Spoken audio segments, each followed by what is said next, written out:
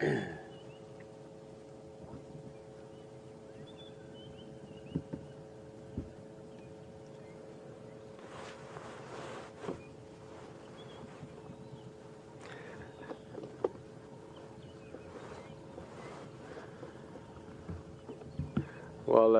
good morning everyone, and welcome to, as you can see, a very, very beautiful morning.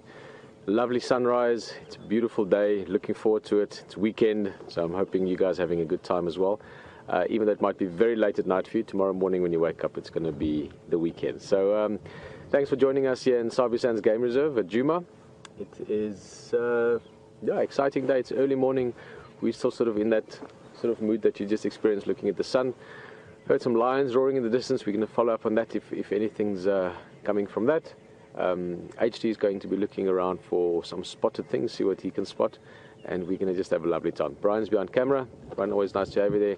Will, Tara, Nikki, everyone in control. Alex, nice to have you there, and we're going to have a great morning. I think that's it for now. I'm not going to say too much, except that it is really stunning. If you look just over my shoulder on this side, and we've got the beautiful sunrise on the one side, and just looking in that direction, you can see down towards the lower lying areas, the valleys. That's actually down towards the Mulwati riverbed. Still got a bit of mist, that sort of early morning, early winter feel. And even though I have no idea yet what we're going to see today, that's the beauty of the morning drives, is you don't know what's there or what's new. I can promise you we're going to be surprised again by something. We've seen that every drive, and it's so much fun and so much a part of the experience of being on safari. So looking forward to it. And I think before we head out, I can actually see just the reflection there. It's beautiful. Let's have one more look at that sunrise. Even in the last minute or two, as we've been saying good morning, you can see it getting not only higher up, but getting clearer as well. I think we're going to have a nice warm day once it all starts warming up.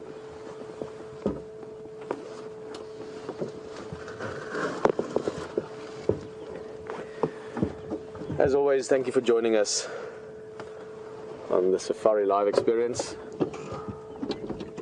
Thank you for joining us with WildEarth, and thank you for just joining us in the bush on safari. It's one of the greatest things I think there is to do in nature, in wild areas, in wilderness areas, to go around looking for big game and small game, all the surprises and all the things you might see. I love that. So I presume you do too. That's why you're here.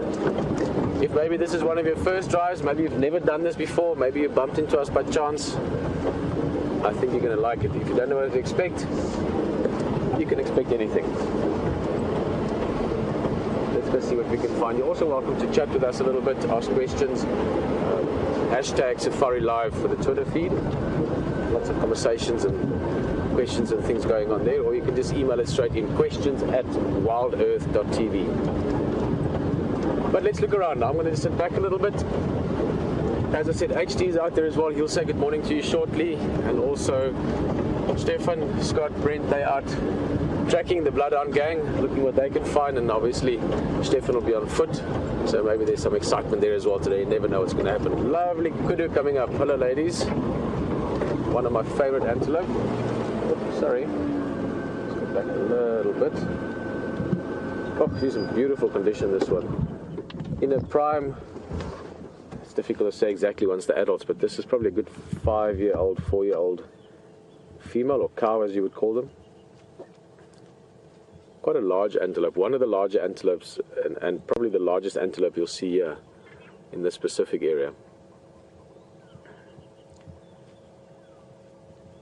She looks like she's been stenciled in this morning. Perfect stripes, very, very healthy condition as well.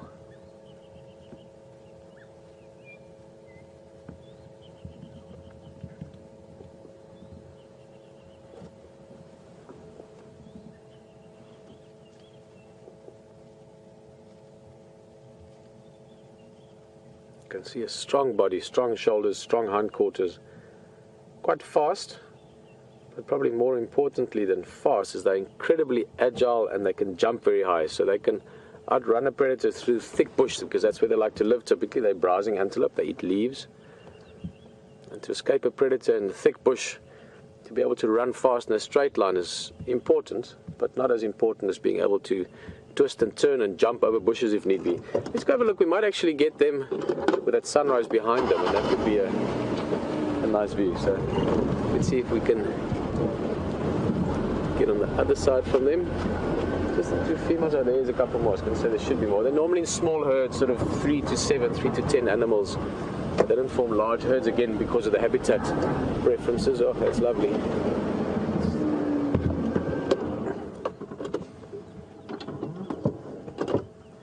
Large ears. You can see when they look up at us. Again, living in thick bush most of the time, not all of the time, but a lot of the time.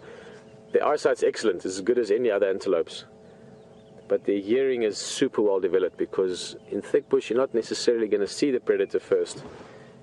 You've got just as good a chance, actually a better chance, at hearing it. A little twig break or a leaf crackling. So the big ears come in handy for that.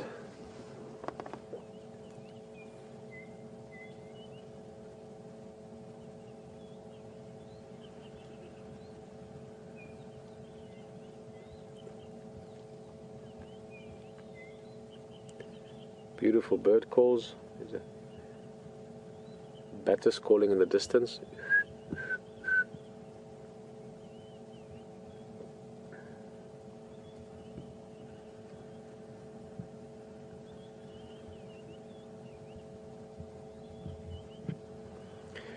A little bit forward. It's so beautiful. We're sitting here and they're moving slowly through the brush. Those two, as I said, another 2 or 3 further to our left, but you don't hear a thing. It's so quiet.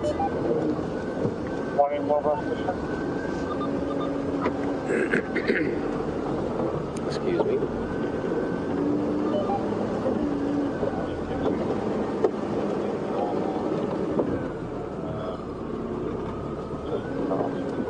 Lovely tree there behind them as well. Beautiful setting, the mist in the background.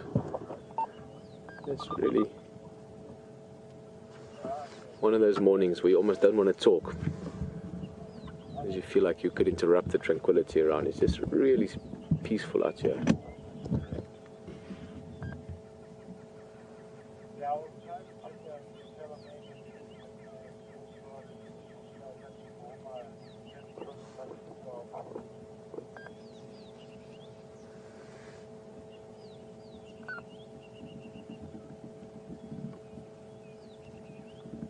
Look at that.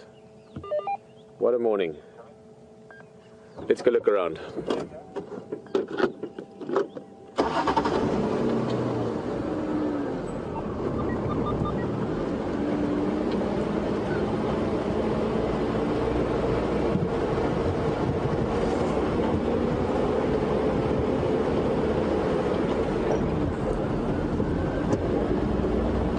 I just want to talk to the game drives quickly. I hear Texan's going out there and see which way he's heading.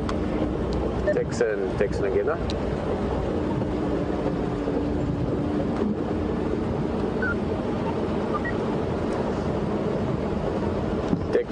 Texan, you copy?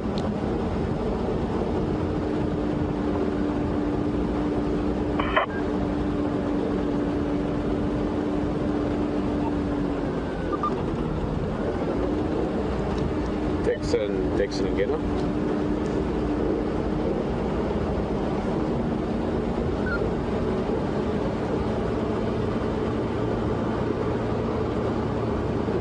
He's checking one of the other channels.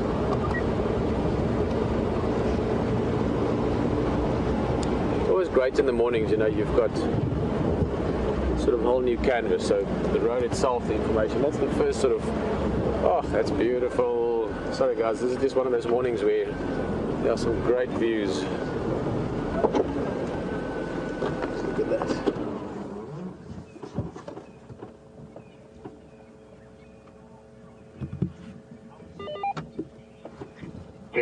Texan, coming for yours.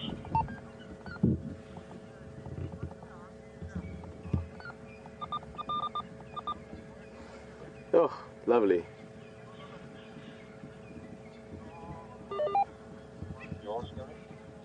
I'm sure all of us, just a little bit, were checking those branches for a leopard.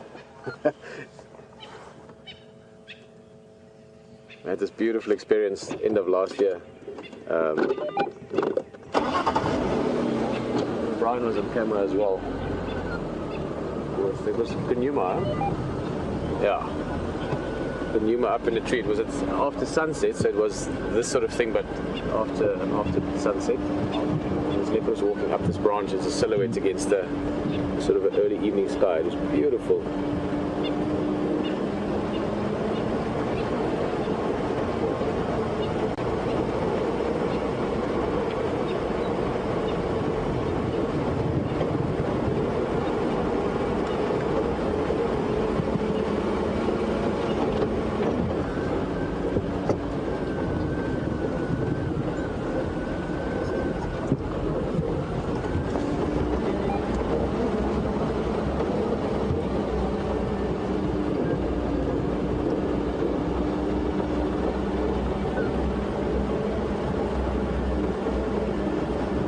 Good morning, Marianne. I'm trying to think, it must be sort of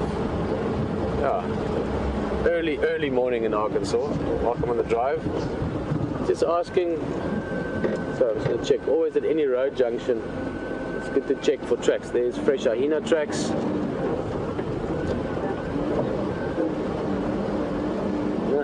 No big cats, no leopard, no lion, more hyena, civet. Marianne, you were asking if all the antelope going to rut at the same time or in the same season.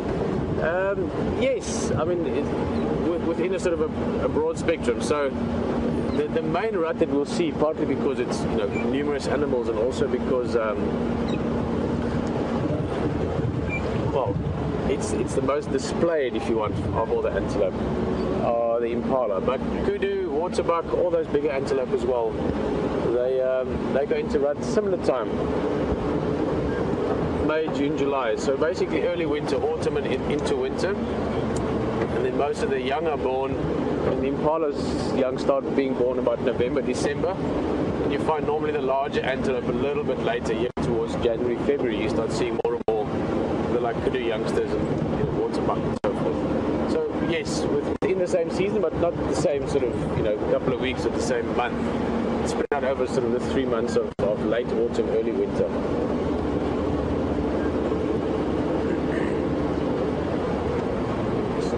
Ellie tracks with a breeding herd of elephants that were here last night.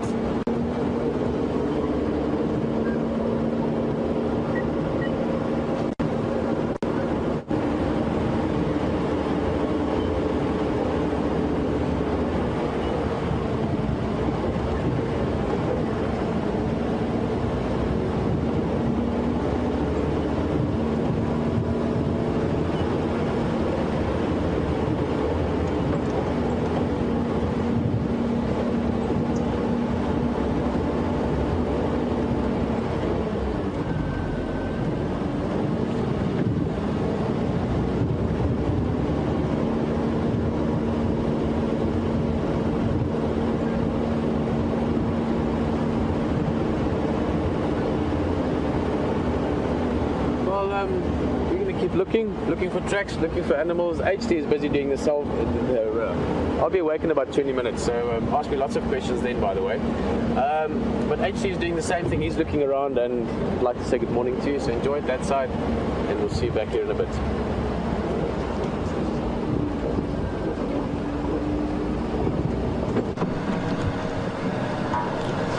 Good morning, everyone, and welcome from our vehicle here on Safari Live from the beautiful Djuma and Arathusa Game Reserves in South Africa, here in Sabi Sands. My name's Hayden Turner, and this is VM on camera here this morning with me. What an incredible morning, hey? Pete, I'm sure, just showed you that amazing sunrise and the mist on this beautiful, beautiful landscape. Here we are, just looking for Q, one of our favourite leopards, or my favourite leopard anyway, but I'll come back to him in a second. I just want to give you a little bit of a update on where we were left off last night. Pete had Q. We came out looking for him, and Q is a male leopard, that the first male leopard that I saw in on this reserve back in November. And we came up here last night, looked up where he had that remnant of that kill up in the tree, the last bit that he had left. We went down, he wasn't there. We went down to the water hole just here called Treehouse Dam to see if we could find him. We saw his tracks going across the road towards the dam, and we went down, we saw him. I heard Pete going down the other side there, thinking the same thing. Pete turned around because we were actually talking to the camera down there. He came back up looking for Q, and Q was back up there. So it just goes to show you that you can look at one place, and then 10 minutes later the animal can be back in the same place. Or the movement of the animals is what I'm trying to say, is it's always good to go back and check and check and check time and time again. So we went up there just then. There's nothing left. There was a couple of birds of prey in the tree, and that's it. We just saw a track just back here heading down towards Treehouse Dam. We're going to go and see if we can find him. He may be down there drinking. He may be on the move. It is 15 degrees centigrade or Celsius and 59 Fahrenheit this morning. So it is rather cool. Everyone's got their jackets on and their scarves. We're all a bit soft when it comes to anything going under 15 degrees. And it is a bit chilly this morning, but what a beautiful morning. Crisp, fantastic. If I give you a little sensory update, the smell of that grass, there I am telling you again, over and over again. I'm sorry if I repeat myself like an old broken record, but there is this beautiful sweet smell of the grass when the moisture is on it, and as we can see across here, there's a lot of dewdrops. It's a little bit hard. I'll just try and find a nice spot for VM to see if there's any dew on a spider's web or something like that, but it's more just like a little bit of moisture. Spider's web? Yeah. Oh yeah, that one there. I'll go a bit closer for you, mate. I don't know if there's any dewdrops on it. No. I've got you past the picture there anyway, mate. But anyway, folks, take my word for it.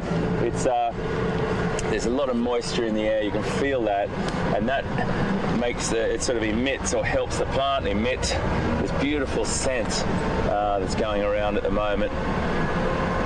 And there's mist all the way through here. I'm just driving slowly. There's a lovely little spider's web just there, and that tree just there. I can't.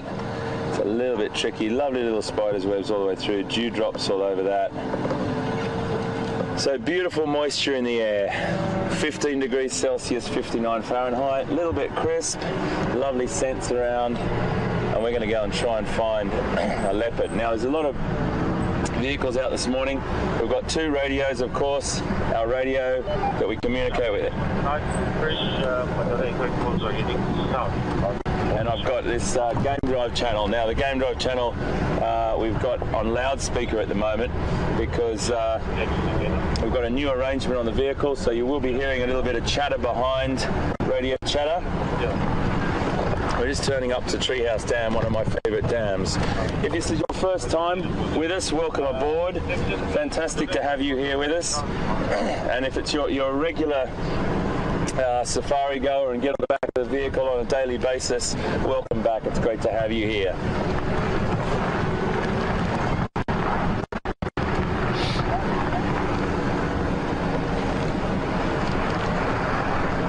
Just turning up to this waterhole here, and it's really interesting. Some mornings we see loads of animals here and other mornings we don't, but what we do have in here at the moment is a hippo, and this hippo has been going from dam to dam. I'm just going to pull up on the dam wall, which will give us a better view. Just listening to this radio, folks, please excuse me.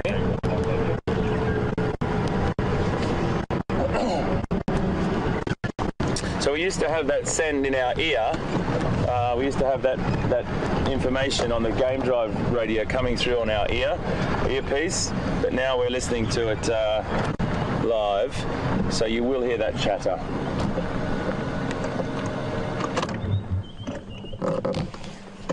So there is a hippo in here. Now this hippo, he was on twin dams a couple of days ago, and the water was very shallow for him. He felt a little bit vulnerable, so he removed himself from that dam in front of us and went through into the vegetation. I think he would have gone back down to potentially Arethusa. and he may have been pushed out of the herd by another bull. Who knows what the situation was? It's very, very difficult to tell what happens in the hippo herds unless you're sort of right in front of them and you see the altercation or the confrontation happen.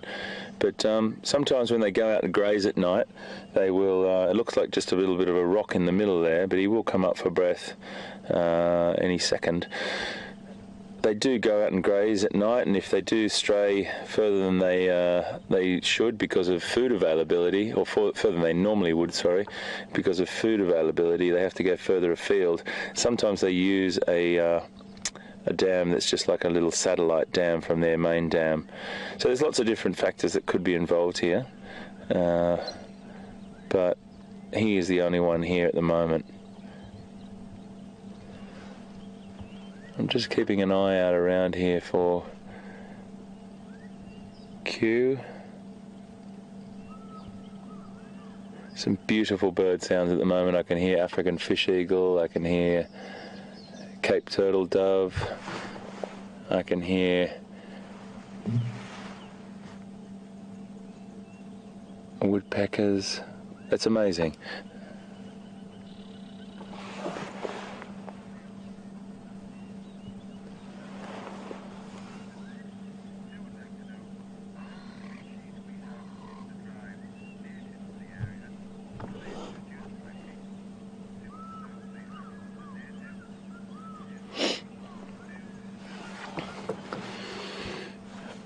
Good morning, Sue in San.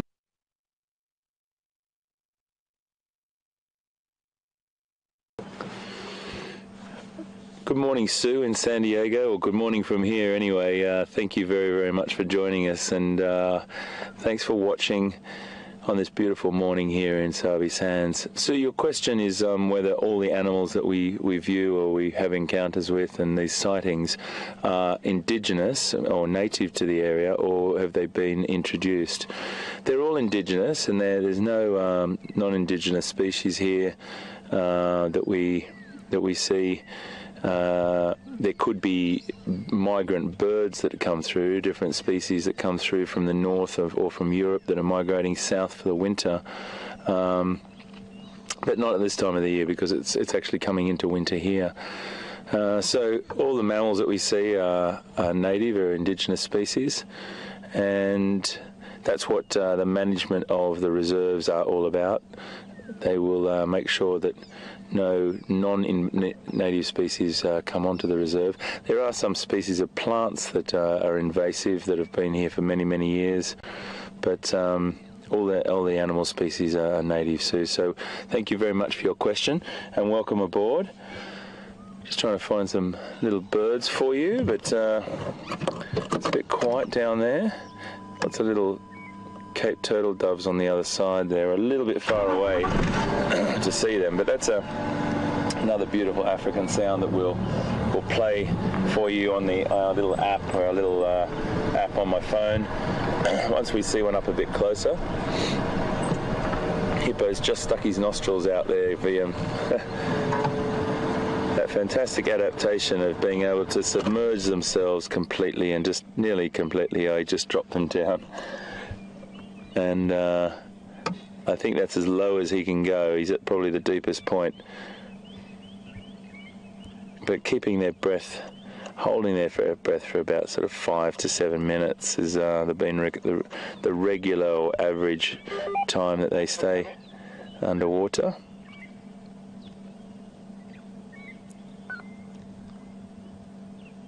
There's his nostrils again. What a beautiful morning. So let's go and try and find some tracks from Q coming across this road up here. We saw them coming down, so I'm going to take a left here.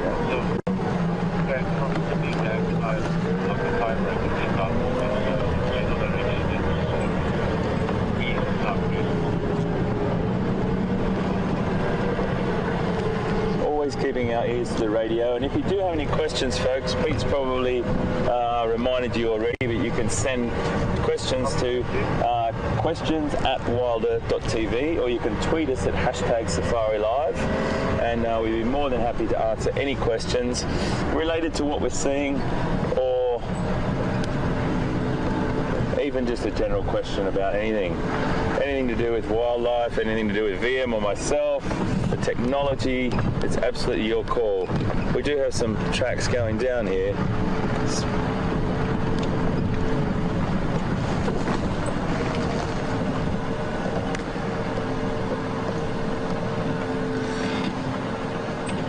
So whenever we put our heads out the door, out the side of the vehicle like that, we're looking at tracks just below us here.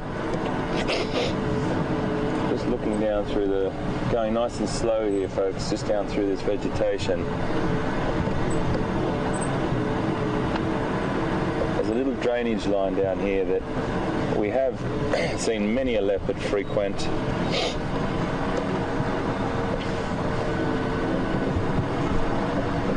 This is perfect weather for leopard, beautiful temperature.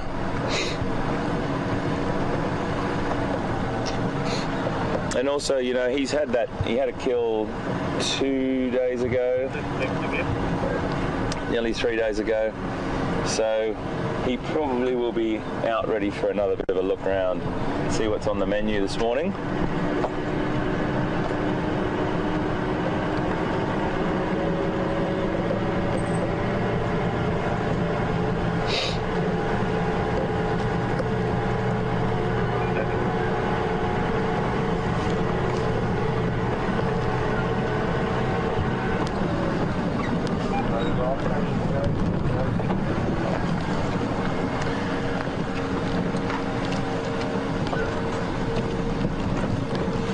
Looking at tracks at the moment, folks, to see if there's any fresh. And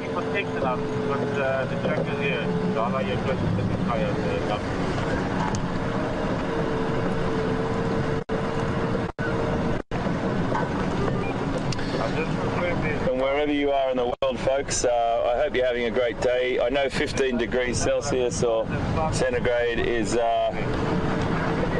and 59 Fahrenheit is not compared to some of where you live.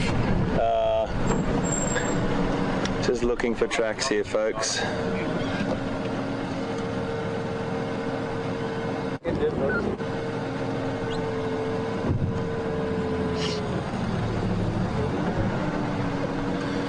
So building up that picture of what could have happened last night, where he's moved to, this is what we have to try and do.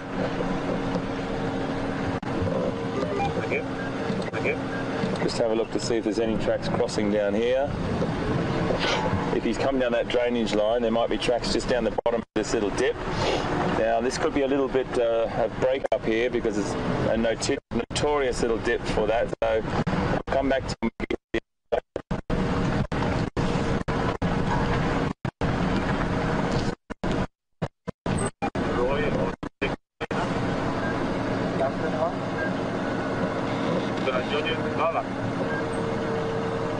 We're still checking around.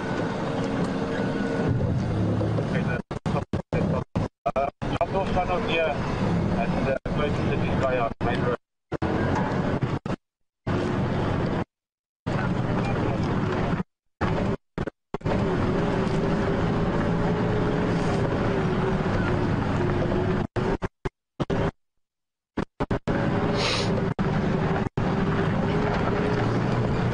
Question from Lisa. Hello Lisa, welcome and good morning to you. Got a question from Lisa about whether elephants are afraid of bees and whether that's the truth. Well, there's not a lot of animals that do like bees except for maybe honey badgers and other birds. They will be able to withstand things. But most animals will try, excuse the pun, but beeline away from bees. And yes, it's not a pleasurable experience for many animals, and elephants aren't that fond of them.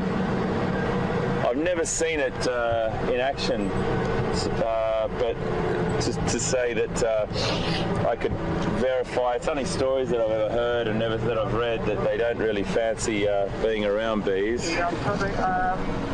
But yeah, I'd say that that's a very, very true fact, and you'll find majority of animals are the same. Thank you for your question. Good morning to you wherever you are in the world.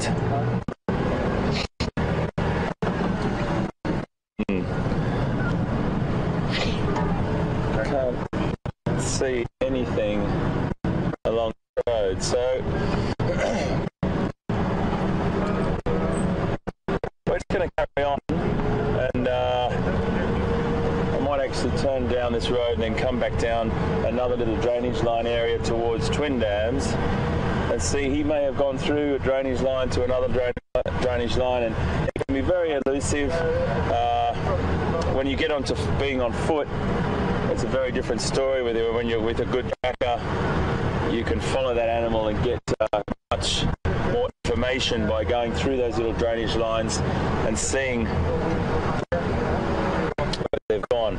If you're unfamiliar with the term, what it is, a drainage line is just another word for a dry riverbed or an area that water congregates from the land and falls into like a little river or a little gully. Might be another word you might be familiar with. And this time of the year they're pretty dry.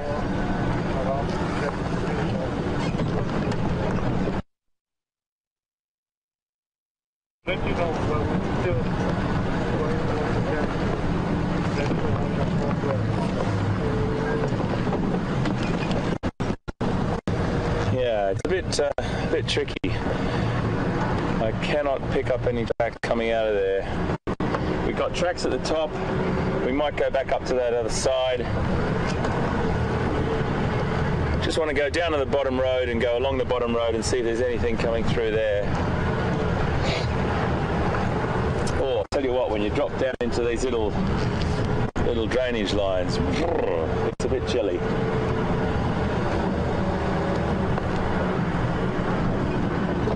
Lovely, lovely Nyala. Hello, my boy. That's a beautiful Nyala bull with that light on him there.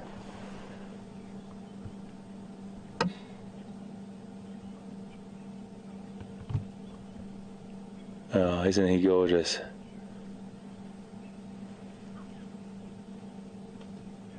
When they're displaying, you can see that white sort of mohawk down the back of his spinal column there. That lovely white stripe, that all flares up. He can make that stand up in a display that he will use in a dominance display and sometimes a courtship display. And it stands up. Really, really beautiful to watch. Lovely, lovely animal. That's a Nyala, spelt N-Y-A-L-A, Nyala.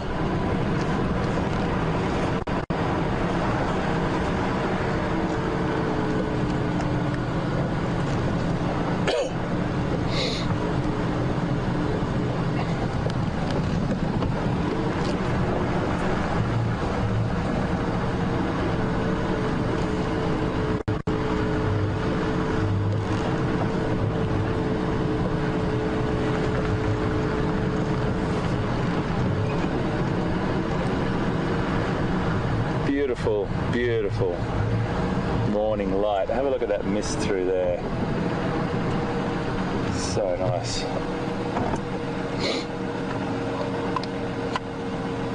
Just all starting to burn off slowly, slowly.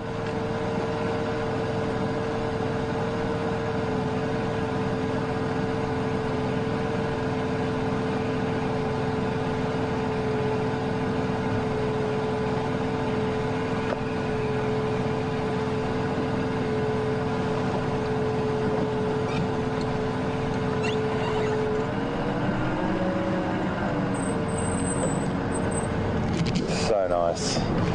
You just start to see that mist rising. Excuse me.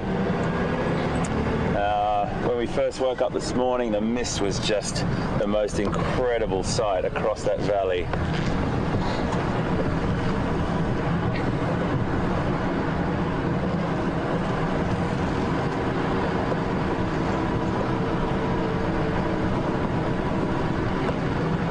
So I've got a question from Danny, who's one of our Zoomies in New York. And Danny, thanks for your question. It's a really nice question about hippopotamus. And oh, sorry, from Los Angeles, Danny. My apologies.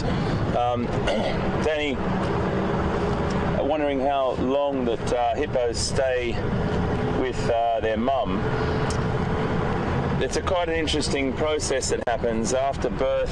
Sometime, majority of the time in the water, Danny, they will stay. The mother will remove themselves from the herd and go and give birth away from the herd, and she can stay away from the herd for anywhere between sort of 10 days to 40 plus days, and it just depends on how confident she is, what the herd structure is like, and she will then start to bring the calf closer to the herd. And once she brings the calf closer to the herd and gains confidence, she will then suckle the calf underwater as well, which is pretty incredible. Then they will stay with their mother for quite a while. The mother normally weans the calf anywhere between 5 and 8 months, or starts that weaning process. It's normally more towards 8 months. And then they'll start to be more confident. They'll stay with their mum for quite a while, and there's quite a protective sort of time that the mother will still have around that, and looking after the calf up to about a year. And the calf will still stay by the mother's side until that mother has another calf in a coming sort of year and a half, 2 years maybe.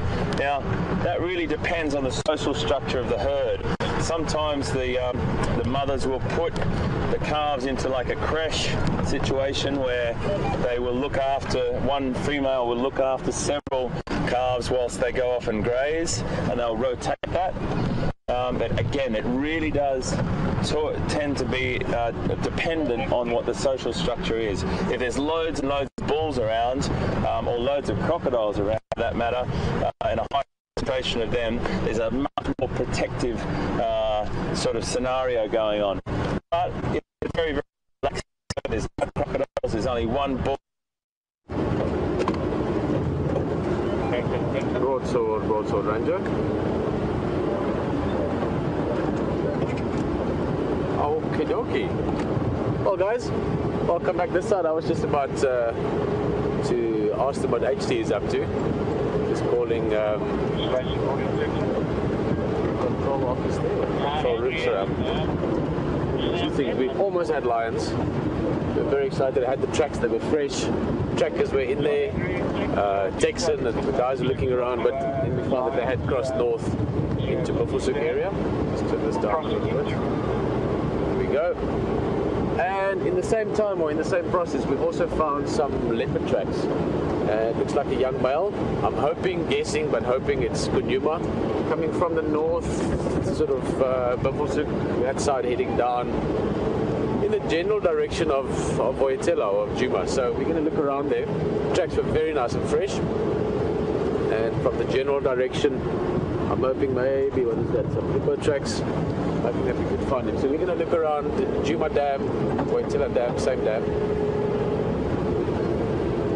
See what happens. I'm feeling a little bit of withdrawal symptoms, not seeing Kunyuma. I mean, we can't complain. We've seen amazing leopard the last 2 weeks really. But I want to see Kunyuma again. So we're going to go look around, see what we can find, and just see what the morning brings. It's nice and cool. In fact, I put a scarf on just now. It's I mean, it's not cool like, you know, New York in the winter, or Indiana or Illinois or Minnesota or any of those cold places. It's not like that. It's a nice pool. But it is certainly not feeling like summer. It's feeling much more like late autumn, which is where we're heading.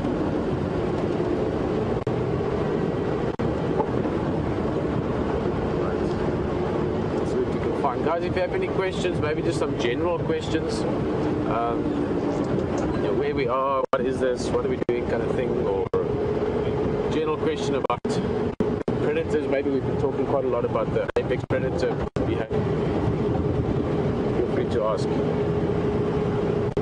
So the easiest probably is the Twitter feed, #SafariLive, because you guys are chatting as well. So sometimes there's questions that you might just want to discuss with other people on the vehicle with you. At the time, if there's a question specific for me or HD, you can just send it through that way as well.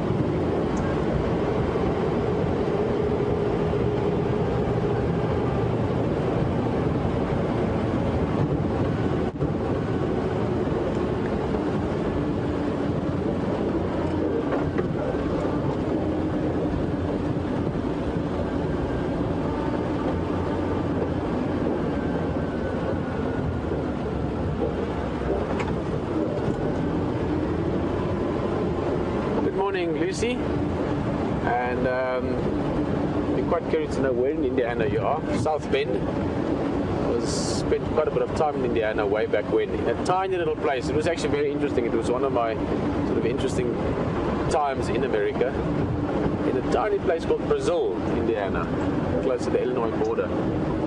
I was there at the end of winter. I can tell you some funny stories about cold winters there. But Lucy, you're just asking, when I imitate the animals, do I ever get a response? Well, certainly with birds, you often get great response. Maybe we should try that just now. If we get to the right place, I'll see maybe down towards the waterhole to see how it develops. Maybe we'll stop and we'll call a bit of bird life.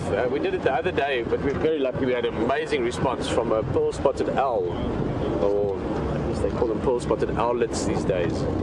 So quite often when you're calling birds, you get a response. So what you do is you mimic an owl.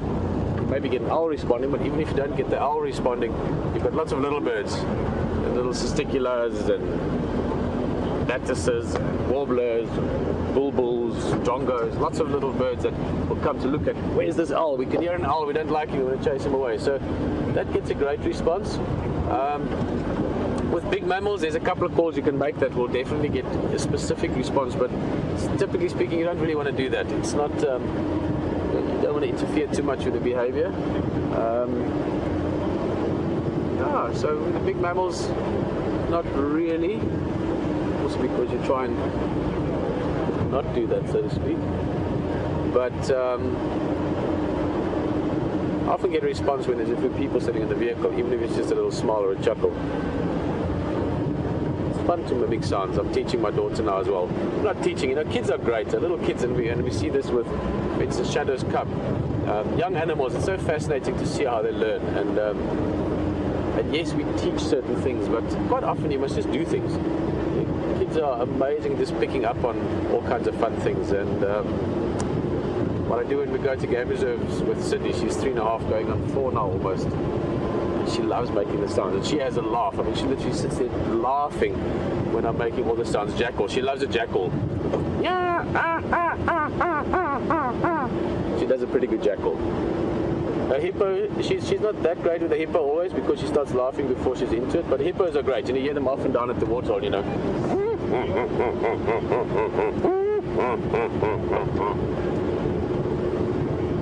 does all the different sounds.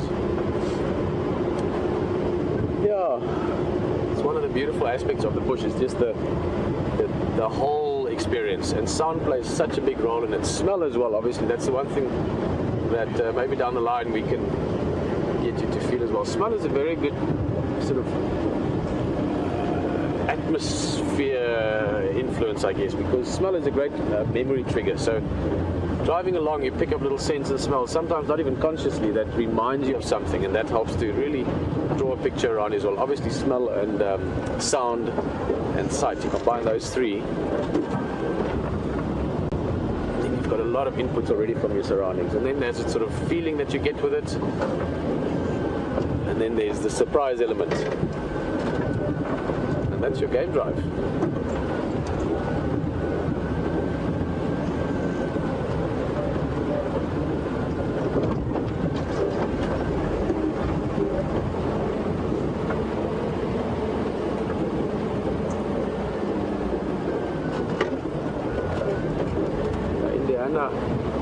I was saying just now, Lucy, that where you're from, I found it very interesting. I spent some time there on a farm actually with friends, and travel around quite a bit. The guy, his name was Dennis, big guy, like 6'5", probably weighed about 130 kilos, which is about, what is that, about 260, 280 pounds. Great guy. And I really enjoyed, it's one thing I would love to see more of if we get the opportunity to travel more in North America than in the United States specifically. Canada for that matter as well. But it's just small towns, normal sort of rural areas. People are just living their lives. The big cities, a mistake. New York is one of my favorite cities in the world for that matter. But it is great to get to know people living in smaller towns because it's sort of the real life if you want. Yeah, but very fond memories of traveling in the States. You guys have got a great country there.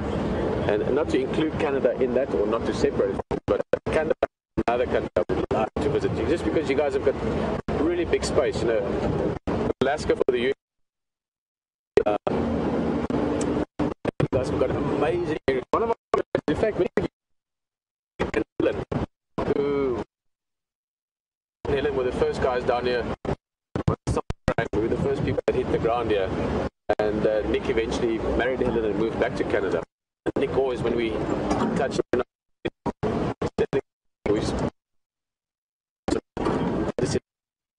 just the lakes, and you guys have got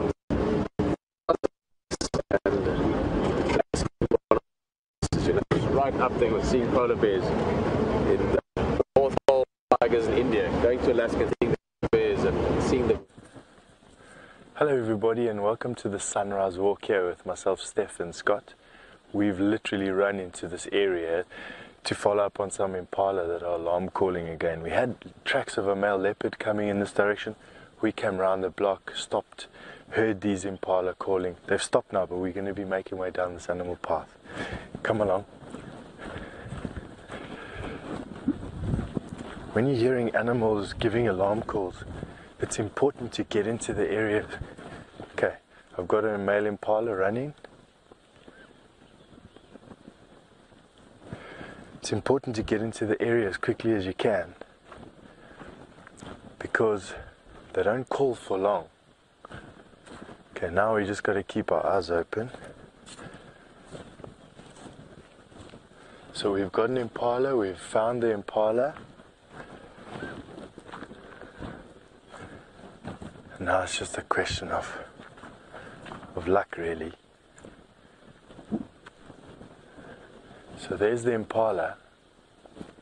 You can have a look there. The noise you're hearing in the background is a helicopter. That impala, you saw him give him his alarm snort. We're thinking that this male leopard that we found the tracks of is here somewhere. Now it's looking in the sand for some tracks.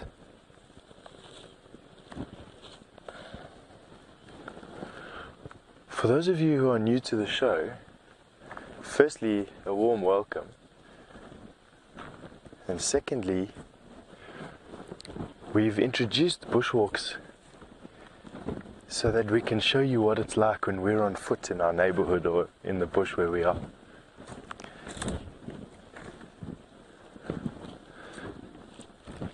Mobile units that we literally can take anywhere on the reserve.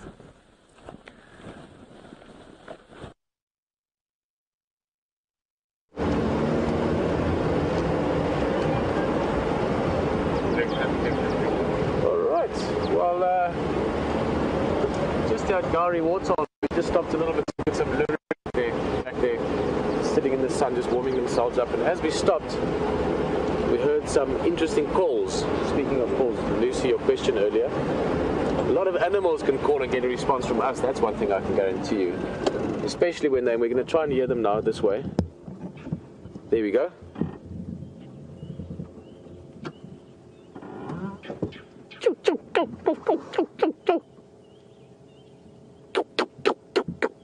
It's actually closer to what it sounds like.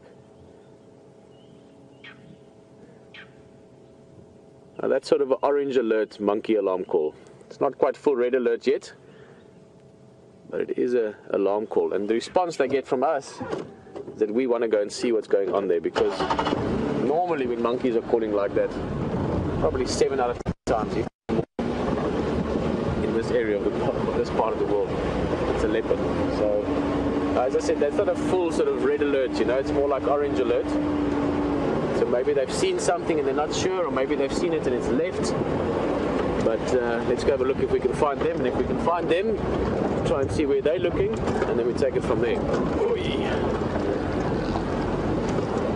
I think Stefan and them would also be curious about this, and they join them a bit for the walk there. We'll get back to him when there's clear opportunity again.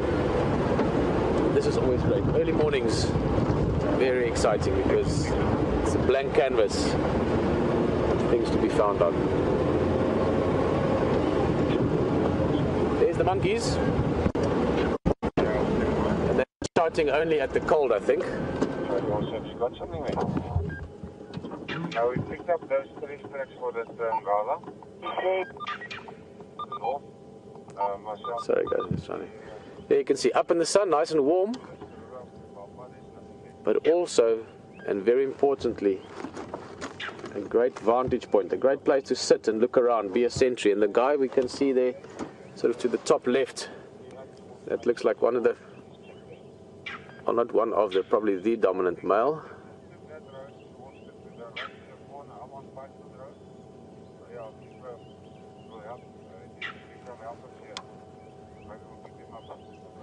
Well, let's go in there. There's actually a little track that goes in quite close to where they are.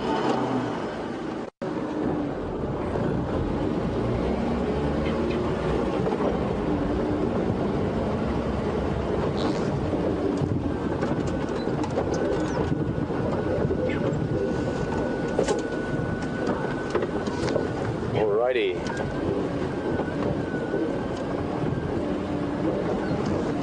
I would have preferred if they were a little bit more sort of into their alarm calls.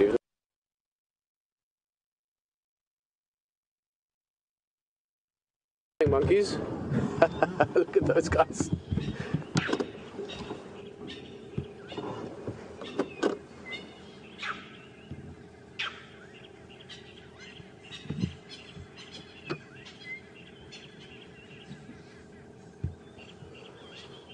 Nice long tails as well. We talked about it quite a few times with the leopard yesterday, how those tails are important sort of counterweights or balancing tools. These guys are obviously very, very adapted to the trees. Baboons that we get here as well are much larger, and they're actually more adapted to savanna life, to being on the ground. They climb trees, they sleep in trees, but they are on the ground a lot. Monkeys, you will see them on the ground sometimes, foraging for something to eat, but they're happiest, most comfortable when they're in the trees rather than even close to them. So this is normally where you spot them. And in the winter you're going to see them like this sometimes, just catching the sunlight.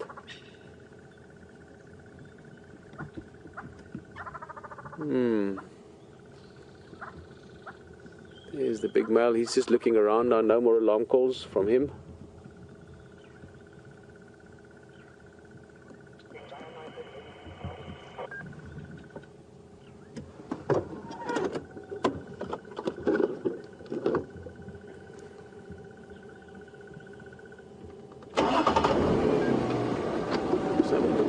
Right here, give an idea where we are. We're right on what we call a drainage line, sort of riverbed system.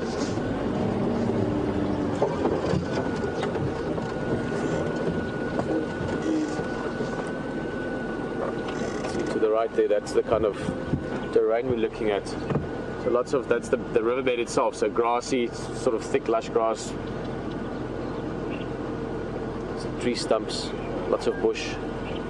Perfect leopard area, but as I said, the intensity of the alarm call is not high enough to tell us that there's a leopard here right now. There might have been one a bit earlier, maybe one that moved through.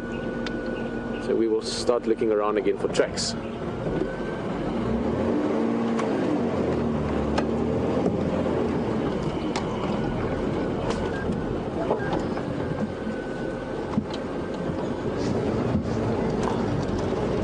Back to the waterhole once more, just double check, and then we'll come and drive down the riverbed. Or maybe down towards Giraffe Tip. That's actually not a bad idea.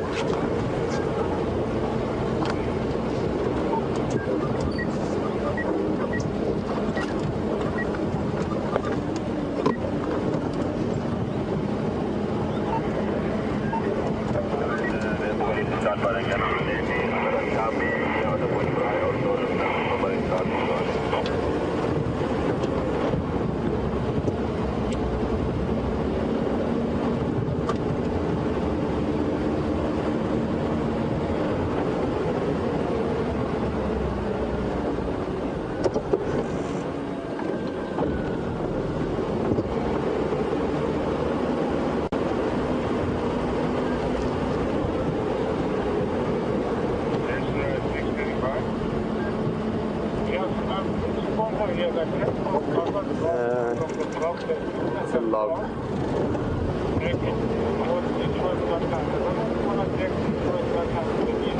We're going to keep looking around here for tracks and enjoy the walk with Stefan for a bit. See you back here soon.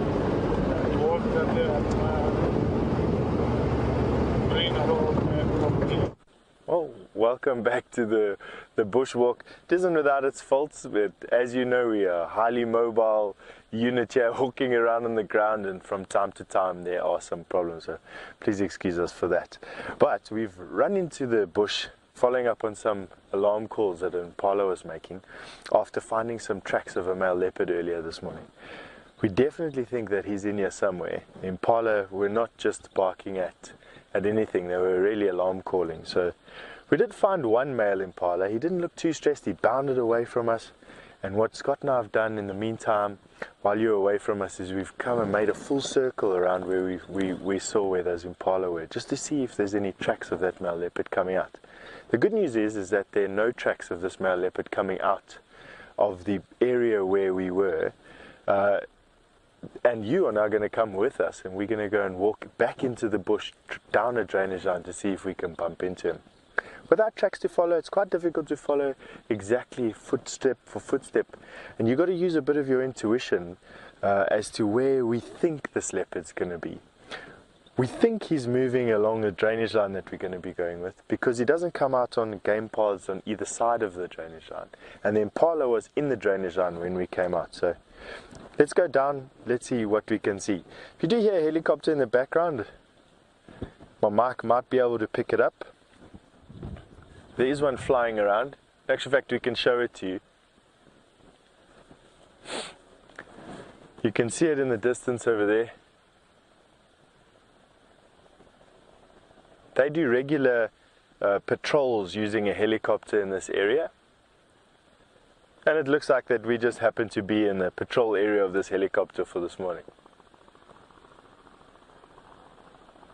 Bird's eye view, maybe they can help us find this leopard. It can be a little bit more tricky to deal with. Just got to sort of keep your eye and ear on the ground when you're close to a bull and must. This guy seems alright, he's aware of us. Oh, he's beautiful, huh? Whew. Beautiful bull.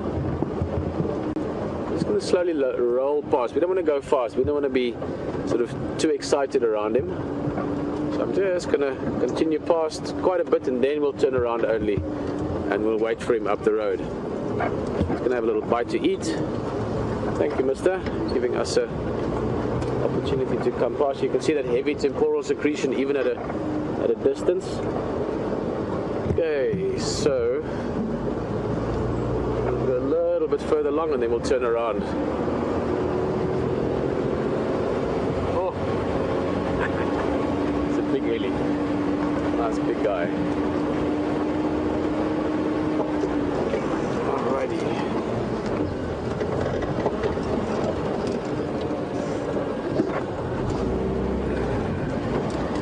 Heading straight east along the road here. Beautiful lighting, guys. I'm just going to give him a bit of space first. Again, we just have to communicate our intentions clearly to him. So he knows we're not here to challenge him. We're not going to sort of question his dominance at the moment.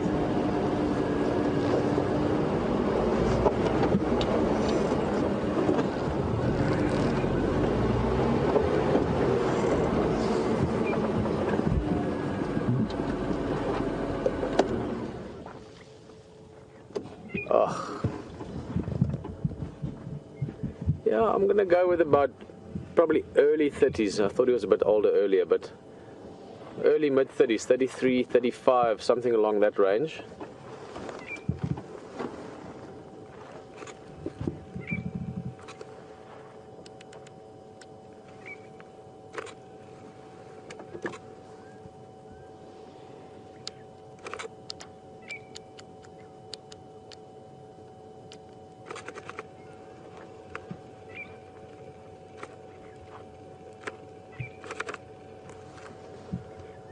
Hello Jeffrey, you're asking if I've ever seen elephant mating. I have. I can't remember. I haven't seen it many times, 2 or 3 times that I've seen, you know, proper mating behavior. It's not something you see typically every day. lot of interesting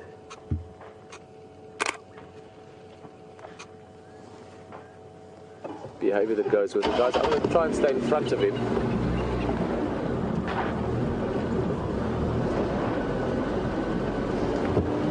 As I said, we just have to give him indication of our intentions. I'm going to go a little bit up the road and then we'll sit there and wait for him again.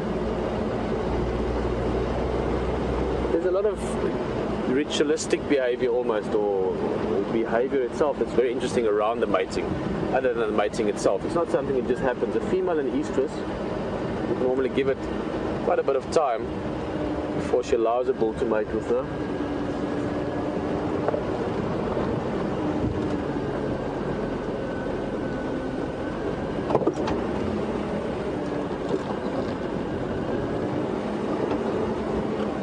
Sit and wait for him again a little bit.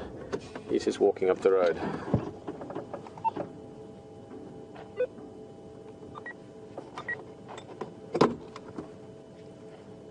Indian Quarter Station, come in. Morning, are you on Gary Main? Alright, then we've just got a nice big Madonna and Love on Gary Main heading east. I'll give some of the update. Oh guys, just look at him. Beautiful.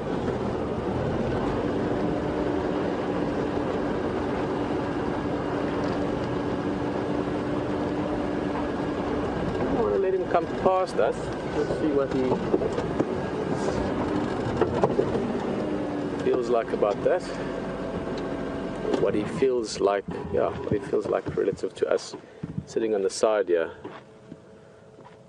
Nice and quiet. You can see those temporal secretions, ears wide open.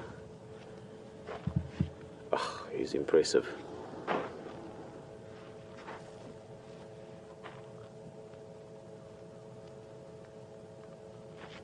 He's going to be a little bit quiet now as he goes past us. See, he's not challenging us, so to speak. He's going to just walk around us.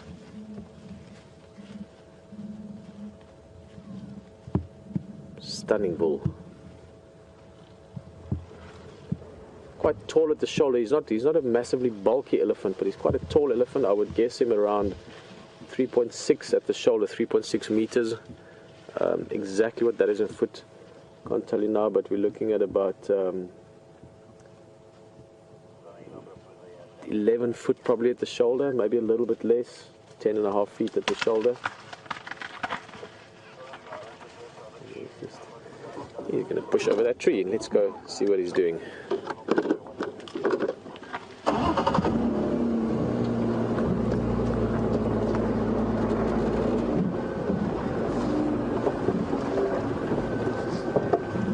Lisa, yes. I like that question because you can almost make it sort of two-way or two meanings to it. Lisa is just asking if we're smelling for females. We'd certainly be smelling around for females. So you would be testing the air to smell if there are females in the area, especially estrus females. You could pick that up from scent. You could hear them as well far away. And you could also say you smell leaf oil for the females. To us this might sound almost on the edge of repulsive, but for females, especially a female elephant, a cow elephant in estrus, that is the top of the range aftershave that he's smelling there at the moment. So that smelliness is also good for the females or attractive to the females, but he would certainly be smelling for, listening for, testing for, keeping a nose out for a receptive female. That's big male.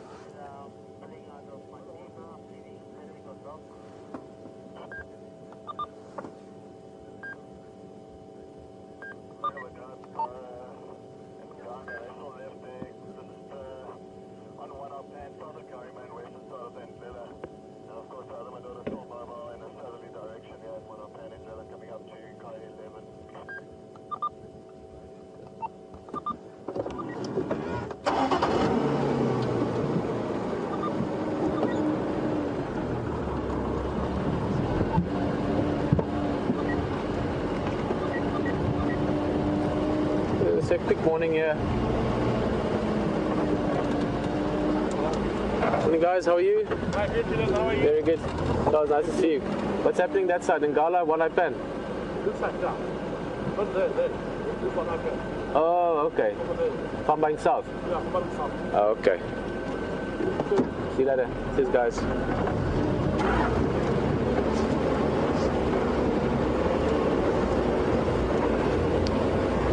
Right, just some news further abroad than we can go. It's further towards the east and south of us, Cheetah Plain Lodge, that direction. They've got some lion, but not lions that we can see, unfortunately. But still good to know who's who, you know, who's aware and who's doing what. Because lions there might mean the kanumas might come in this side, you know. So the more pieces on the board you can understand, the easier it is to figure out what the others might do. Well, beautiful morning. Looking around for things still. We had some alarm calls earlier. Nothing showed up from that. But we do know that monkeys are fun to watch. A bit of monkey business goes a long way. So enjoy it, and we'll see you back here just now.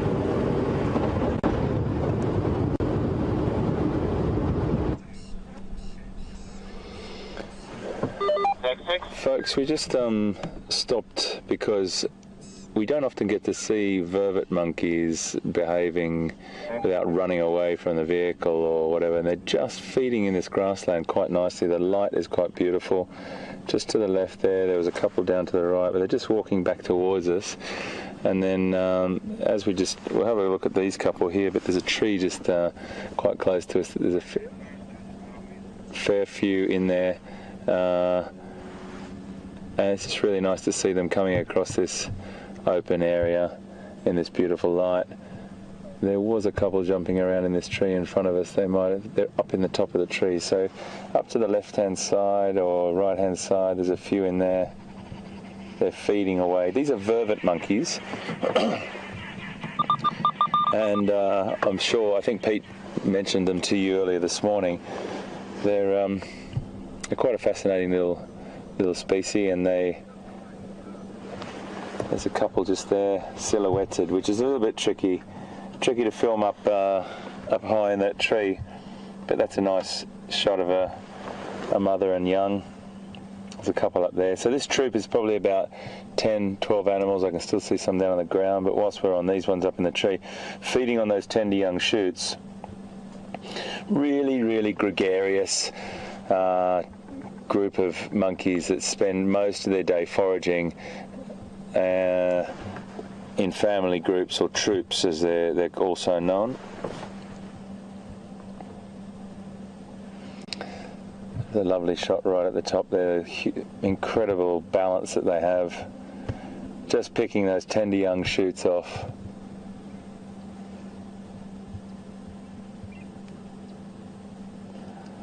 They're pretty incredible in the sense that they eat virtually anything. Anything that's edible, they'll consume.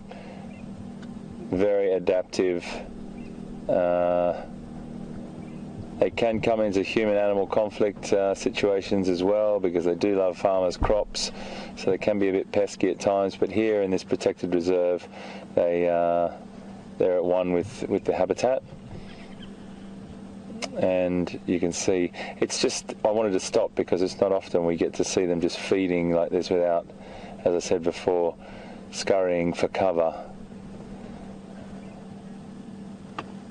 We've had a fair few questions about monkeys. Why don't we see so many monkeys? We don't see many monkeys, and baboons are very, well, not rare, but it's not the most commonest primate that we see. We probably see vervet monkeys more, which we're looking at right now.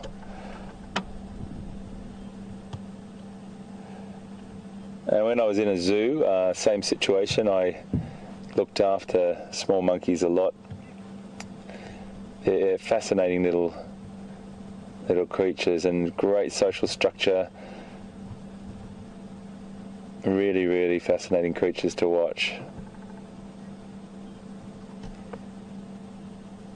Now, a big male, it's actually a bit deceiving when you get close to a vervet monkey male. They're big, a lot bigger than they look. from afar they get up to about 7 kilograms, which was what, about 15, 16, 17, probably about 17, 18 pounds. And the females are a little bit lighter, probably about 5 pounds roughly underneath that, about 2 kilos less.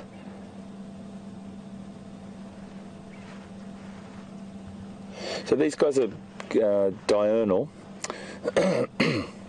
There's only a few species of primate that we have here in this part of the world that are nocturnal, and that's the bush babies, and they are a nocturnal primate, large eyes, very, very different looking, but these animals are predominantly diurnal. They'll be going up into the trees exactly like they're sitting like that at night to escape predators, potentially snakes or leopards or other small cats, but predominantly leopards and pythons would be some of their main predators that prey on them. Just nice to see. I think that's the male just running along there. The agility, absolute skill and agility, is nice to watch as well. So I just thought I'd stop here because it's nice to see monkeys behaving naturally.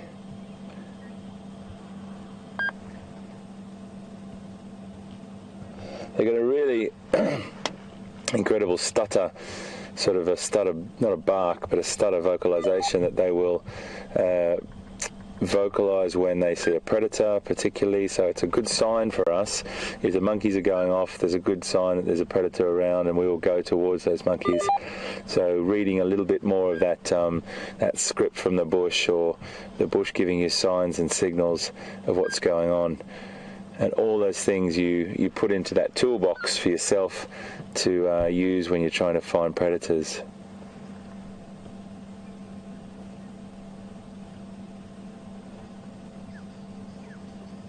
So there's a lot of monkeys around that are strictly sort of arboreal, and arboreal, I'm sure most people are familiar with that word, but meaning up in trees or off the ground.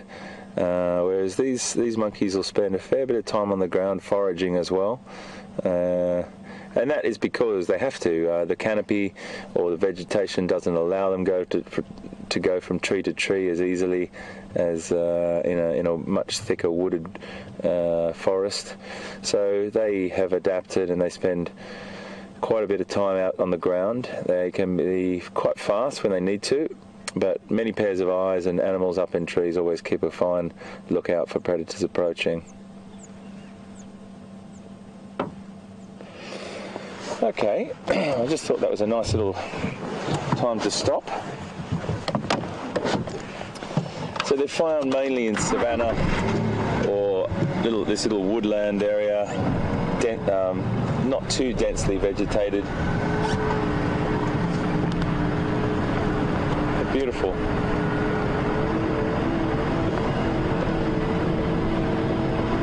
Seeing if we can get a little bit closer here, VM, before they take off. I think they're quite comfortable with us now.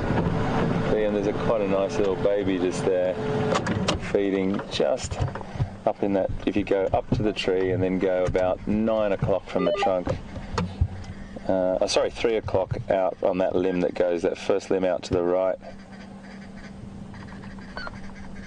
there's a nice little youngster getting, that's him, just feeding away there.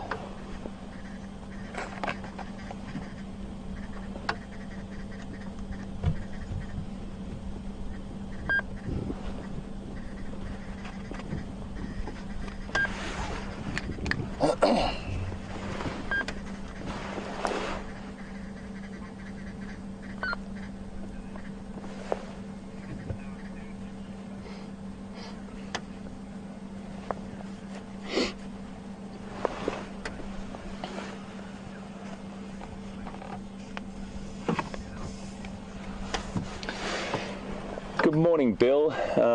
Good morning from Juma and Arethusa in Safari Live. And Bill, you're in Wisconsin, and you like to know whether different species of monkeys mingle as they work together or live together, and do they interbreed? The answer to that is definitely no. They definitely don't interbreed, but you may have baboons potentially feeding or foraging along the savannah or open grassland with a troop of vervet monkeys close by, Bill. So that does happen. I've seen that several times all over different parts of Africa. If you go up into Uganda and equatorial Africa, you start to get different species of monkeys cohabitating the forest together because there's many more species. Let me just move up a little bit for Via. Give him a better shot here. This little baby is quite beautiful. There you go, my boy.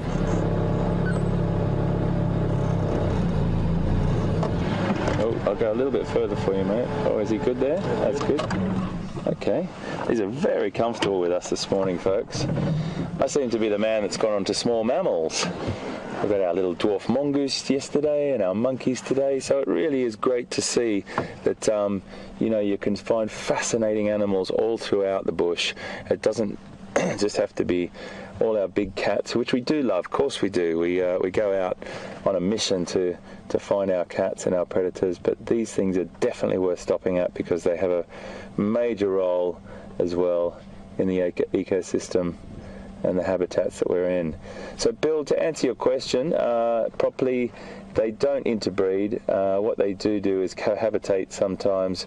In where we are, you'll find baboons potentially feeding alongside our vervets, but they'll keep an eye on each other. They won't go too close to each other. And then up in equatorial Africa, you get a greater concentration of species where you get apes and monkeys. Okay, did you hear that? That was a little vocalization. I'm not sure whether it was a male chasing a female or it was it didn't sound like a war alarm call. This little one up in right in our frame now would be scurrying for cover back to his mama if that was the case. I love how they can just sort of sit there and balance up that high. Really great creatures. So Bill, thanks for your question.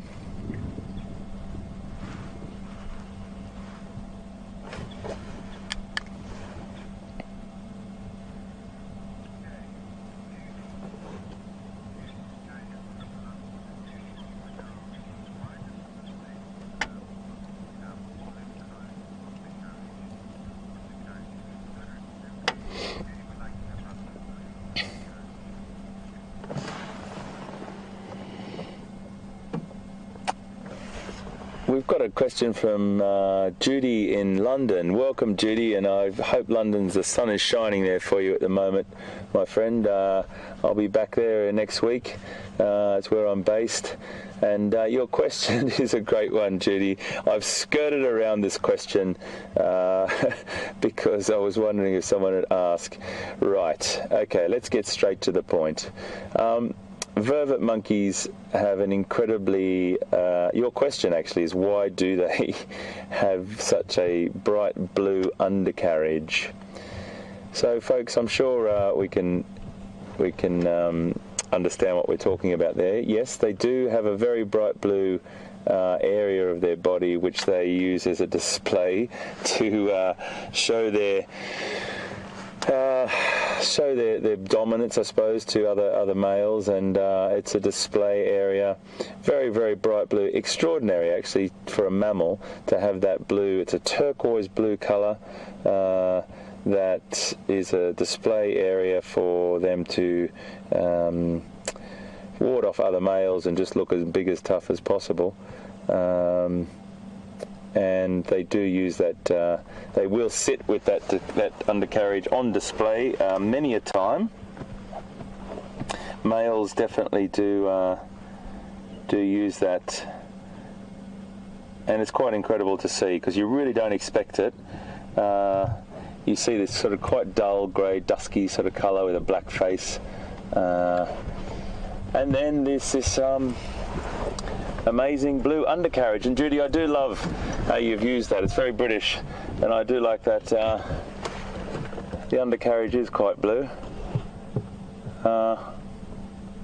Yeah, so that's what they use it for. And I think we'll move on. Thank you very much for your question, because it's a question I always get asked. Whenever I did a story in South Africa up near the Zimbabwe border years ago on vervet monkeys, and they are a species that has been persecuted for many years. They can become a great pest to farmers, and that whole conversation, that whole topic is another debate in itself. But there was a man up there that was rehabilitating vervet monkeys that had been orphaned, and yeah, it was pretty hard to get away from having the blue undercarriage in shot, but it serves a purpose, and we wouldn't have more vervet monkeys without it.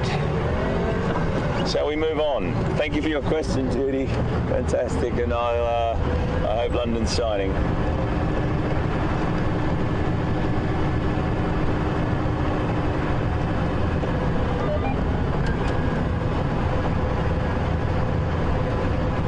So this is the area we saw Mvula in the other day. I just wanted to go around this block and see if there's anything about.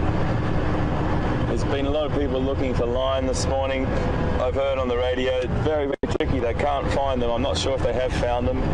I know Steph was on leopard earlier as well. Everyone's out looking this morning.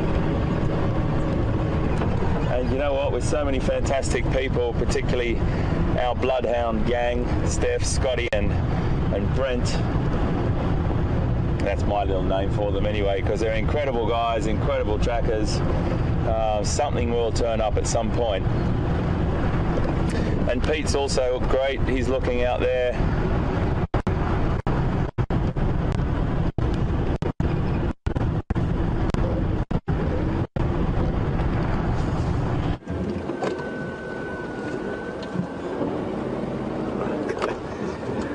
Glad you could join us. We just found an elephant here. We're just maneuvering around so we can get to a better view. Let's first give you a nice view from up top here. We're on the sort of the wall, if you want, of Bafusuk Dam. One big bull elephant. Not as big as that guy in Musterbit earlier, but still decent size. There's two hippo as well. We can just see one now, but there's saw two hippo earlier.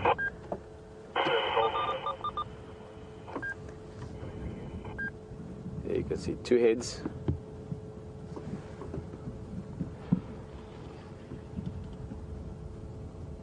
Actually looks like it's a bit far away, but it looks like that elephant might also be in must. You've got heavy temporal secretions, yeah, and back legs are wet.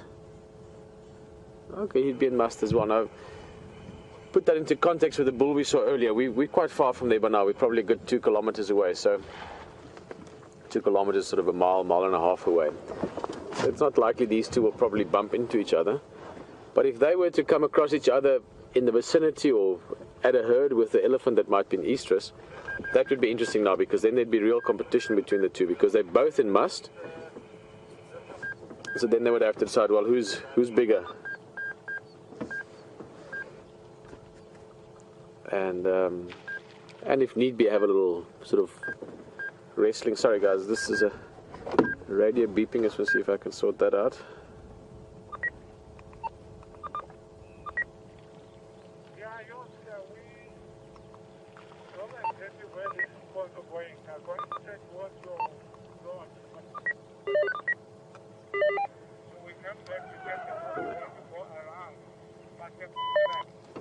Sorry guys, let's switch that one off. Having a good drink. Elephants can drink a lot of water when they're thirsty. 50 liters, 100 liters of water. It's about 15-20 gallons depending on how thirsty they are, and obviously the size of the elephant. It's starting to get warm nice and quick now. We had a crisp morning to start with. Beautiful sunrise. If you missed the beginning of the drive today, it was a lovely morning. Not too busy. Nice sort of lazy Friday. Nice lazy Saturday morning. As you can hear, I still need to wake up as well. I think I need a leopard to appear in the road in front of us. That always wakes one up nicely.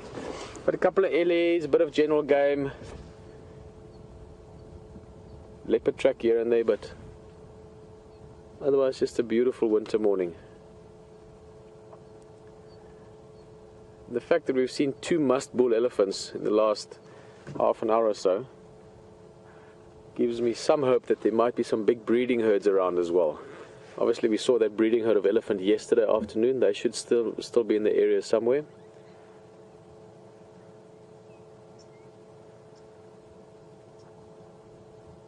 I like the breeding herd of elephant because the young ones can be very entertaining, and also the dynamics within the herd. It's very interesting to see how they communicate.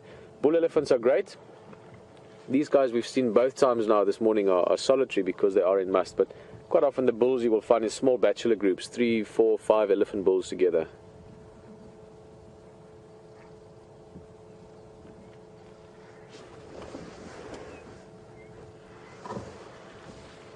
See, this guy has been in fights before. It looks like that right tusk was, yeah, I can't even see a stump from it, so definitely, almost certainly from a fight at some stage that tusk would have been broken. It's fairly usual to see elephants, especially elephant bulls, or mainly elephant bulls, with broken tusks from fights. Sometimes just the tip of the tusk or a piece of the tusk. Sometimes the whole tusk down to the root broke out.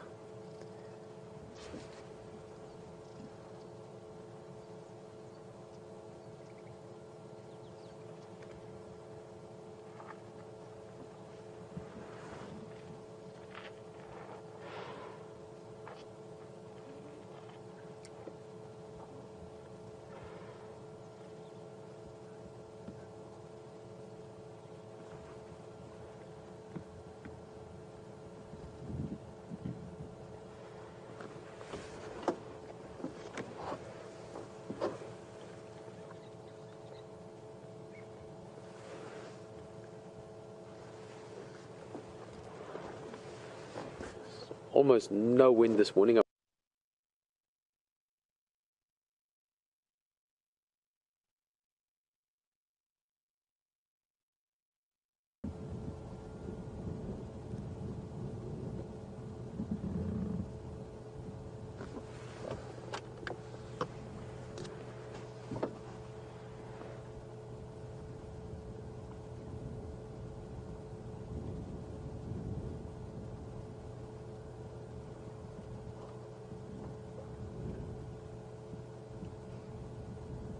It's, I guess, a bit of a coincidence that we've seen 2 musk bulls.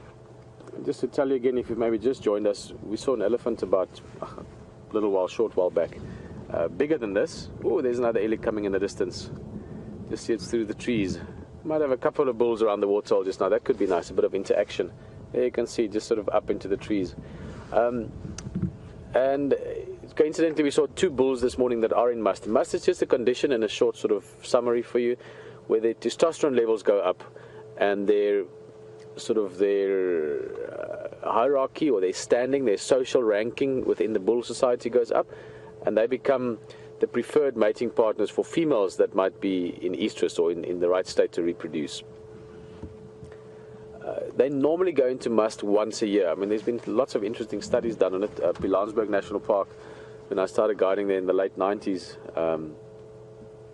in the previous millennium, it sounds very long ago, there were some very interesting studies done on bull behavior with introductions and must behavior. But in general, elephants go into must once a year, and depending on the size of the elephant and the condition of the elephant and the dominance of the elephant, that must can last anything from a few days or weeks up to a few months. 4, 5, 6 months, sort of under perfect conditions for a big male in his absolute prime. Let's just see, there might be a bit of interaction there, keeping in mind the bull sort of with his backside to us at the moment, with the ears half open. He is in must. Other one coming down there looks a bit younger. He's not in must. Definitely younger as well. Let's see the open ear postures. He might be a greeting there. It's not going to be... You know, these guys don't fight sort of out of, you know, just the next thing to do. It's something they try and avoid. And this would be very, very clear. That younger one, not only is it younger and is he smaller, but he's also not in must. So there's no dominance issues here. It's very clear to, you know, for them who's the dominant guy. But I'm expecting that youngster to maybe come closer at some stage, do a bit of a greeting. They've probably traveled together already. And just the way that he approached there, it seemed a little bit as if they, you know, haven't been in close proximity for the last couple of hours.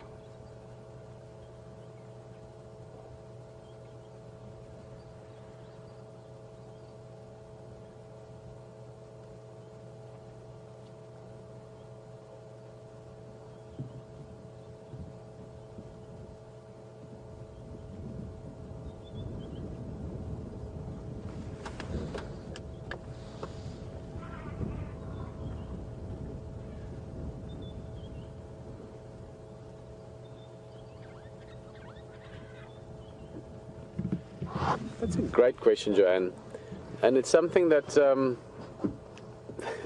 that I've wondered about often as well, because when you see these big bulls, especially the bulls when they're in full must, that continuous dribbling, it's a lot of liquid that goes out. So Joanne, you're just wondering if an elephant would need more water if it's in full must? I can't say that I've specifically ever read that somewhere. But I would think so, just logically speaking, it would make sense. They can lose a lot of liquid during the day.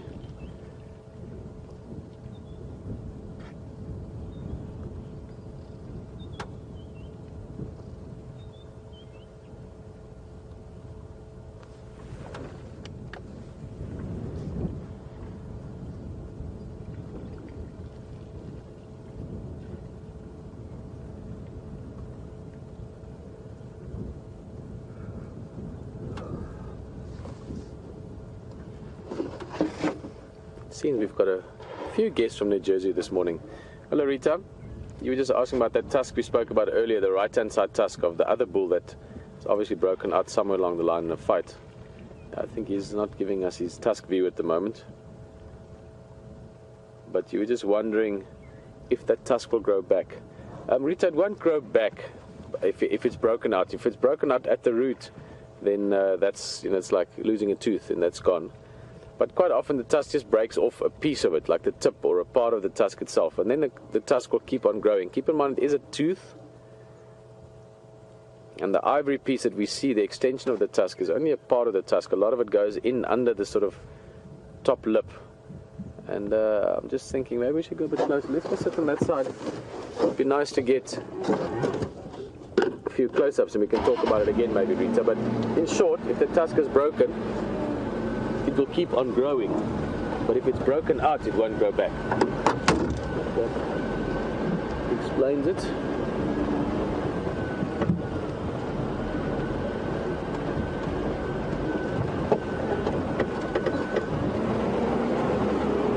Where shall we go sit?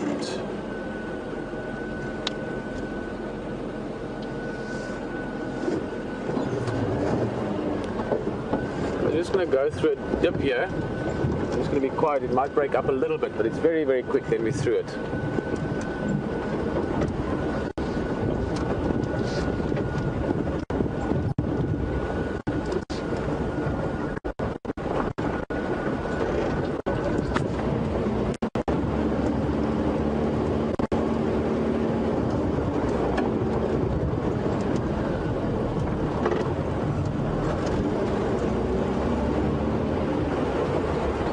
Have a look if we can have a closer look at that ellie.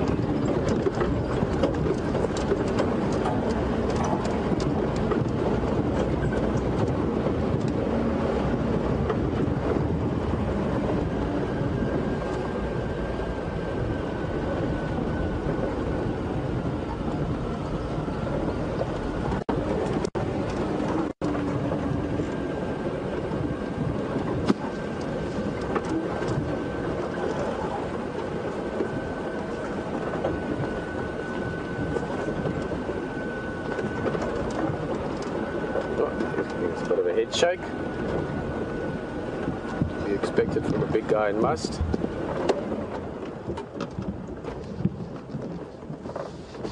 See the posture as well. Head up, ears open, making himself look bigger. Quite a lot younger than the first bull we had in must earlier. That guy estimated sort of mid-late or mid to sort of early to mid-30s, 33, 35. This guy would probably go with late 20s, early 30s at the most, around 30. At least 3 or 4, if not more years younger than the other one.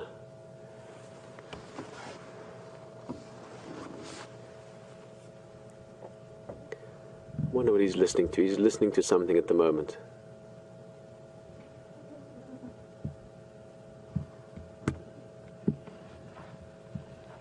There you can see the lips nicely, Rita.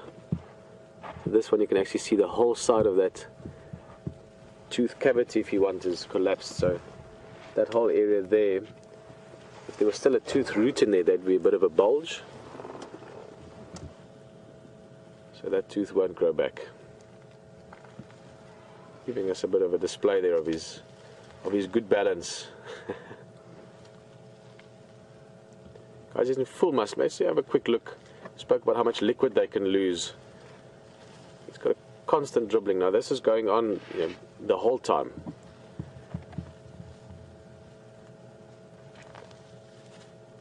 That's quite a lot of liquid. He's busy. He's sort of having a look at us at the moment, really. I don't think he's doing anything specific. He's pretending to eat a bit of grass up there, but partly I think he just wants to come see what we're up to. I wouldn't be surprised if he maybe gives us another little head shake just now, just to sort of see what we're about. Look how he's resting his head on his tusk. He's just wedged the tusk into the soil there, leaning against it. Strong animals. See if he gives us a little head shake again.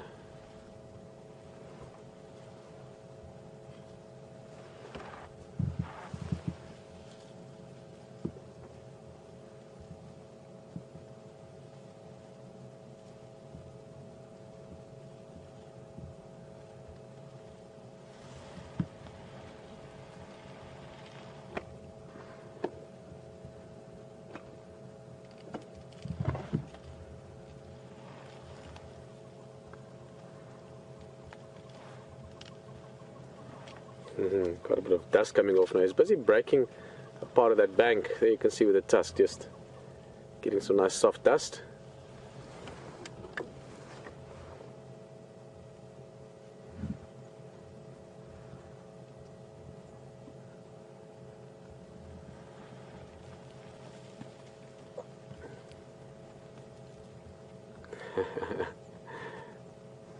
Good question, Benjamin. Nice to have you on drive with us. Benjamin is just wondering if it's not a bit strange that he's by himself or that they're alone, and we've got two bulls here. Another one joined this guy, but it's just the two of them. Benjamin, the big herds that we see when you see lots of babies and young ones and middle-sized ones and, you know, sort of a whole mix of elephant, that's the breeding herds. There we go. A little bit of a like, what are we up to? Okay, dude.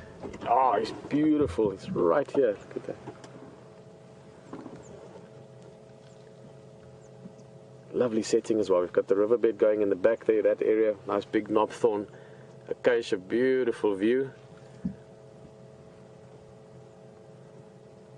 Keep in mind, guys, this guy is in full must. So, oh, look at this on his trunk, Brian. Right there, there's a stick insect. Look at that. Catching a ride. So there's a little something, but that's actually a stick insect. It looks like a piece of grass. And that's a little insect walking on his trunk. Look at the trunk over the tusk like that. A little bit of a dominance behavior, the way he's hanging in the trunk.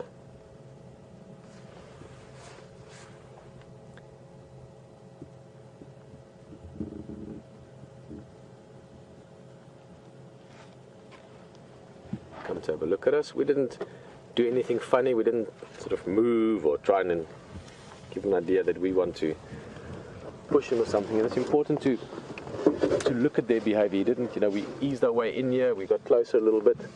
gave him a bit of time to get used to us, and he decided to come and ask us what we're up to. Even when he's in must, as I said, you know, don't do this at home kind of thing, folks. But even when he's in must, you can still approach elephants, just see what they're about, ease your way in there, don't sort of barge your way in. There's more elephants in the back as well.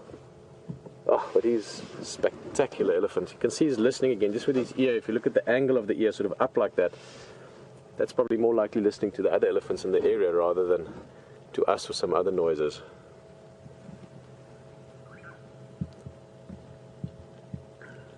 Great opportunity to see some of the details. There you can see the toenails. Elephants effectively walk sort of right on the tip of the toes, but most of the weight is carried on the heel part. What I mean with that is, you can see the big nails there, but most of that foot is a heavy sort of cushion of fat and muscle tissue, and the heel sits in the back of that pad. So it's a very padded, sort of pliable, soft foot, like a big sponge almost. He's breaking more. So, oh, look at this, breaking more dust. Oh, this is a awesome view. Hey, big guy. Head shake.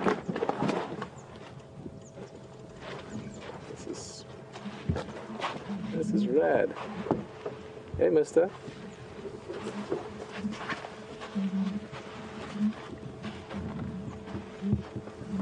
Wow, we've had a whole breeding lot of elephants join us without even knowing it. Although we did have a big bull elephant in must standing right in front of us, so we were paying attention that side.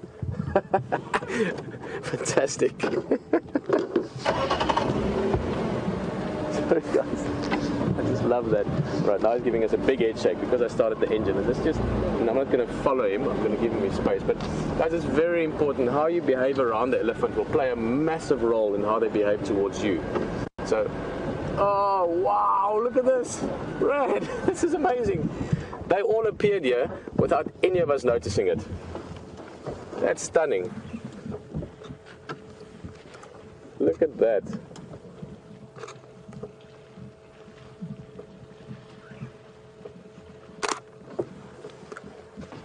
And this would also explain his presence, I guess. He's following maybe one of those females in the herd.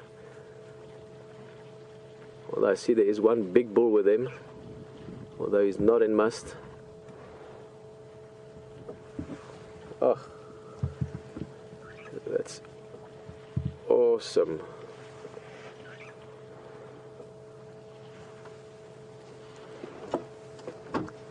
Quite a big herd. Let's do a quick count. 1, 2, 3, 4, 5, 6, 15 or so elephant. I might have missed one small one in amongst the legs there. Let's get a little bit closer to them. I don't know if we'll be able to sneak up on them the way they snuck up on us, but never mind. It was a surprise, eh? Turn your head around and there's like 15 elephants standing there. Stunning bullets though. That was quite an intimate experience we had with him, close up to us. He's going to ride along. He's just off on the left-hand side here. There he is. Hey, mister. Look at this. Oh.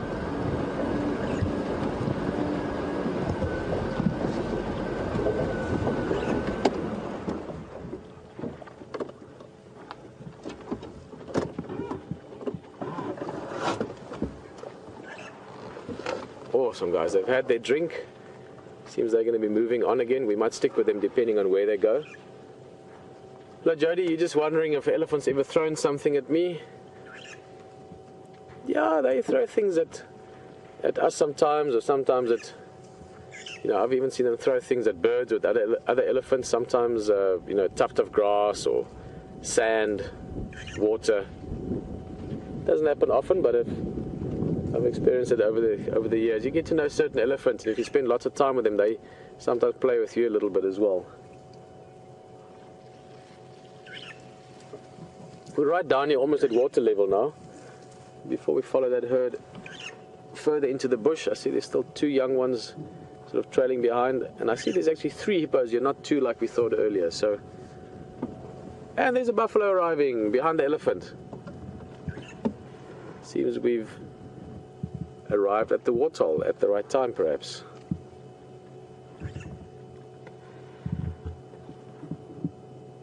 These two should be catching up just now. That looks like two young males. They'll start hanging around at the sort of periphery of the herd more and more. Both of them are at an age where they will start getting sort of subtle cues from the matriarch that it's time to move along.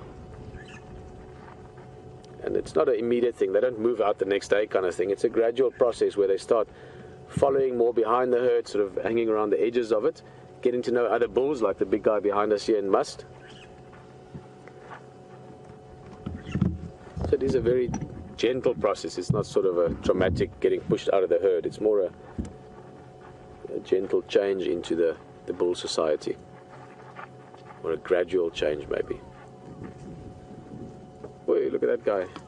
He's going into 4x4 mode up that bank.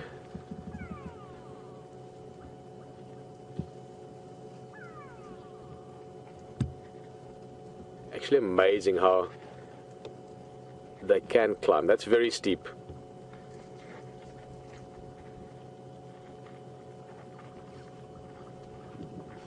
And this one's going to try and follow maybe. No, he's going to take the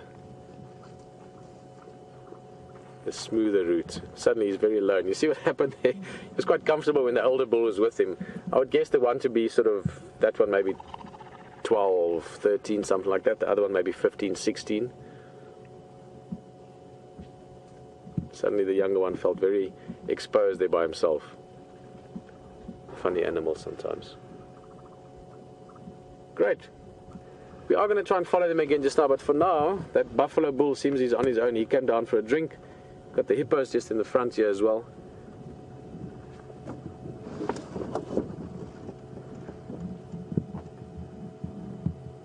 Go back to you slightly.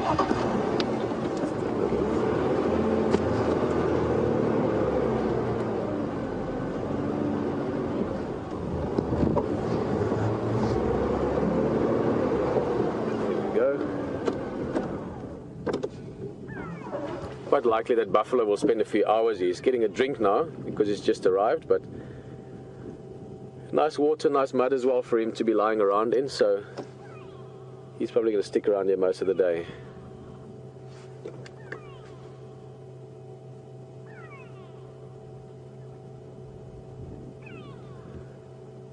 Well, that was very sort of lucky timing for us, just arriving here as the ellies arrived. Well, as one ellie arrived, we almost missed him. We were just about to leave the waterhole, and then that elephant arrived. We stayed for him. Another elephant arrived. Great time with him. I really enjoyed that. Your senses go up a little bit when the elephant's that close. Breeding herd, buffalo, lots of things happening. We're going to take a few more minutes here, just enjoy the view, listen to the sounds. And speaking of your sort of attention going up and the adrenaline a little bit with the elephant close by, that's something that always happens on foot. As soon as you're on foot, you are so much closer to everything around you, and that's a great experience. So enjoy being on foot with Stefan. We'll see you just now.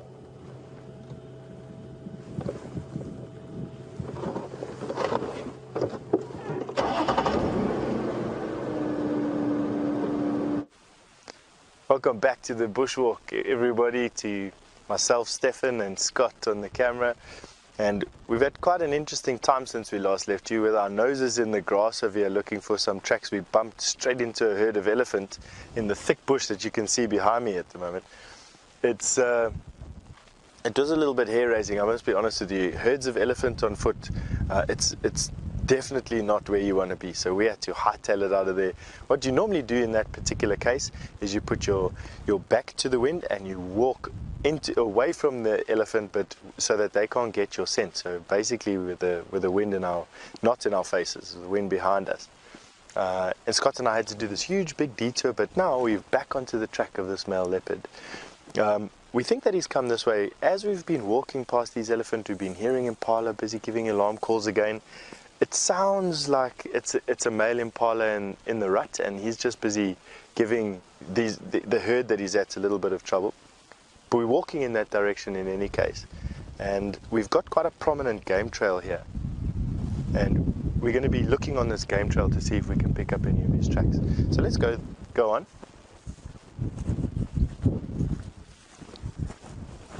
Now, I'm told that there's quite a lot of discussion going on with regards to my armband that I'm wearing, and I suppose it's a good time to give you a little bit of background as to what it's all about. And really, with rhino poaching having picked up over the last couple of years in the Kruger National Park and the surrounding private reserves like Djuma and the Sabi Sand, there's been a marked increase in the security measures and the security systems that are actually in place, in particular the access control and what people are doing in the bush on a daily basis. For those of you who are watching a little bit earlier, Scott and I showed you the helicopter that was busy hovering in the air, quartering. Basically they do quadrants, I suppose. And one of the ways that they use, they've got drones, they've got helicopters, they've even got units similar to myself and Scott that are in the bush, and they're just doing anti-poaching. Basically it's just creating a presence, a heavy presence in the bush, and make this area unfavorable for poachers to come in, or even dangerous for poachers to come in. Now, because this area is under constant surveillance almost by some or other type of monitoring system, I have to wear a visual cue, and that visual cue is an armband. It changes from time to time, the colors will change as well. I know it's not the most sophisticated method, but it definitely works for a scouting unit who's busy surveying myself from a distance with a pair of binoculars, or from a helicopter or a drone, whatever it may be. This would stick out quite a lot, and obviously they can then go and check with the relevant authorities, and they'll know that myself and Scott with a big backpack and an aerial on the back are in the way. So it's basically just a bit of background. It's just a security measure, and for me a precaution and a marker. So now I'm looking on this game path. You can see it winds its way through the bush quite nicely. Doesn't have anything on it at the moment, which is not too much of a problem.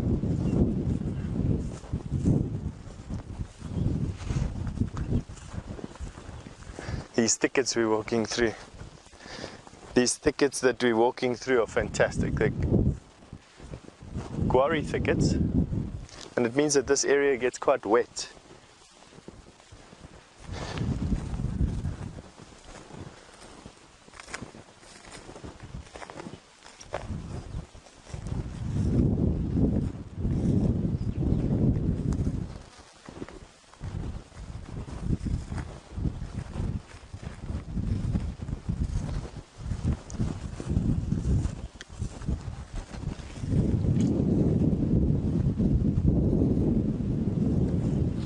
So I copied you 1 out of 5, my comms are quite bad.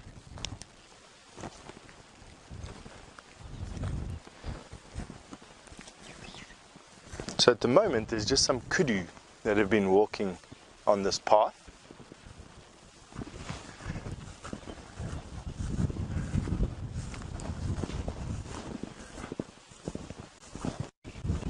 Now these guarri thickets that we're walking in at the moment are typically what you get downslope, and the Sabi Sands has a katina, which is a series of repeating zones, I suppose, for lack of eco zones, for lack of a better description, where you go from crest to river or drainage valley, back up to crest again, and you can reasonably expect that there's those impala we're talking about. Have a look at those ladies. And the elephant in the background. Those are those elephant that we were with. Come with, let me show you that elephant quickly.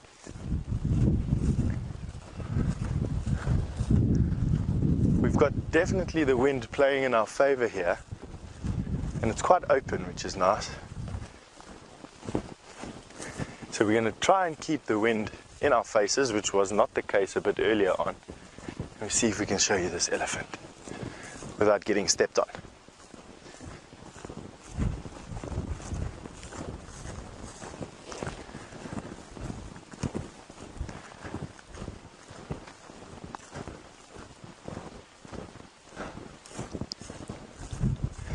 There. Oh, it's going to be difficult to see. See if we can get a bit closer for you.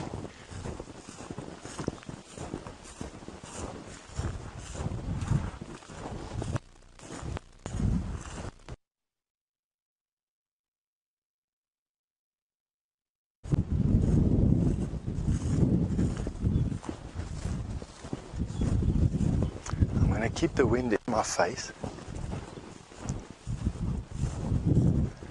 because elephants have got a fantastic sense of smell, and what we don't want to do is make them aware of our presence.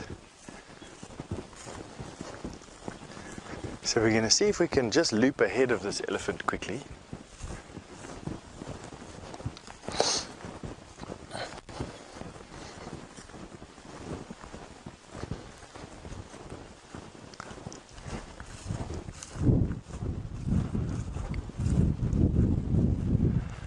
More impala, and there comes the elephant. It's a few elephants, it's an elephant herd. You might just get the head going through there at the back. There we go. So it's definitely the same herd that Scott and I had to move quickly away from the last time. We have got the wind in our favor. We're at a good distance away from those elephants. We're going to try and keep this distance, and we're going to see if we can stick with those elephants on foot. Now, it's important to know that at this point we are very respectful of the distance that people must keep from elephants. It's not the same as in a car. An animal's comfort zone in a vehicle is much smaller, and you can get much closer in a vehicle because for the last 60 years or so, people haven't been hunting elephant from a vehicle, not in this area at least, but for the last 60,000 years people have been hunting elephant on foot, and they've got this deep sense of danger when it comes to people. But you know, we are part of the neighborhood here. This is our home, it's their home, and as long as you respect them, they're actually not that dangerous. We're going to respect distance, and we're going to respect the fact that there's moms with babies there who might just get a little bit protective of them. But you know, for those of you worrying if it's dangerous, in thick bush, yes. With the wind blowing from us to them, yes. But right now, I feel comfortable. I'm sure Scott feels comfortable. Scott's comfortable. We're going to see if we can show you these ellies. It's a beautiful open area. Wind is nice. Let's go. Let's go. Just see them walking through there.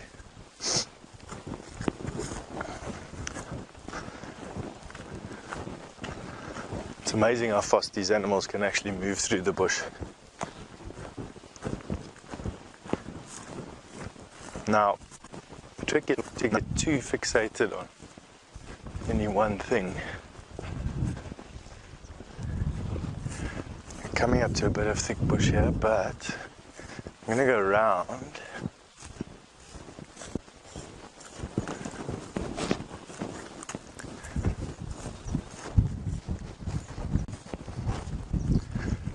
Wind is changing a little bit, so what we're going to do is just stand by here.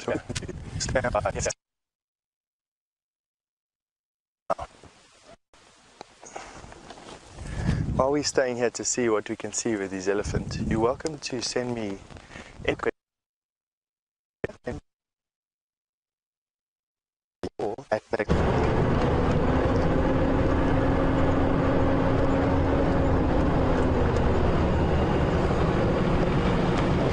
Okay. We are now just going to have a quick chat with Brent and see if he's found anything. Hello, buddy. Morning. How are you, mate? Very well, and yourself? Good, man. Anything around, bud?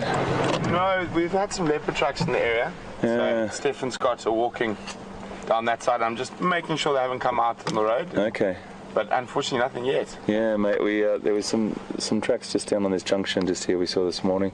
Okay. And then, but yeah, I'll have a look now. Yeah, you'll probably be able to get more out of it than we could. We sort of skirted right around that block that quarantine was in and couldn't find anything. Andrew was on it as well from Cheetah Plains, but no luck, mate. But still, unfortunately, the lions just went straight through. Did they? We tracked them.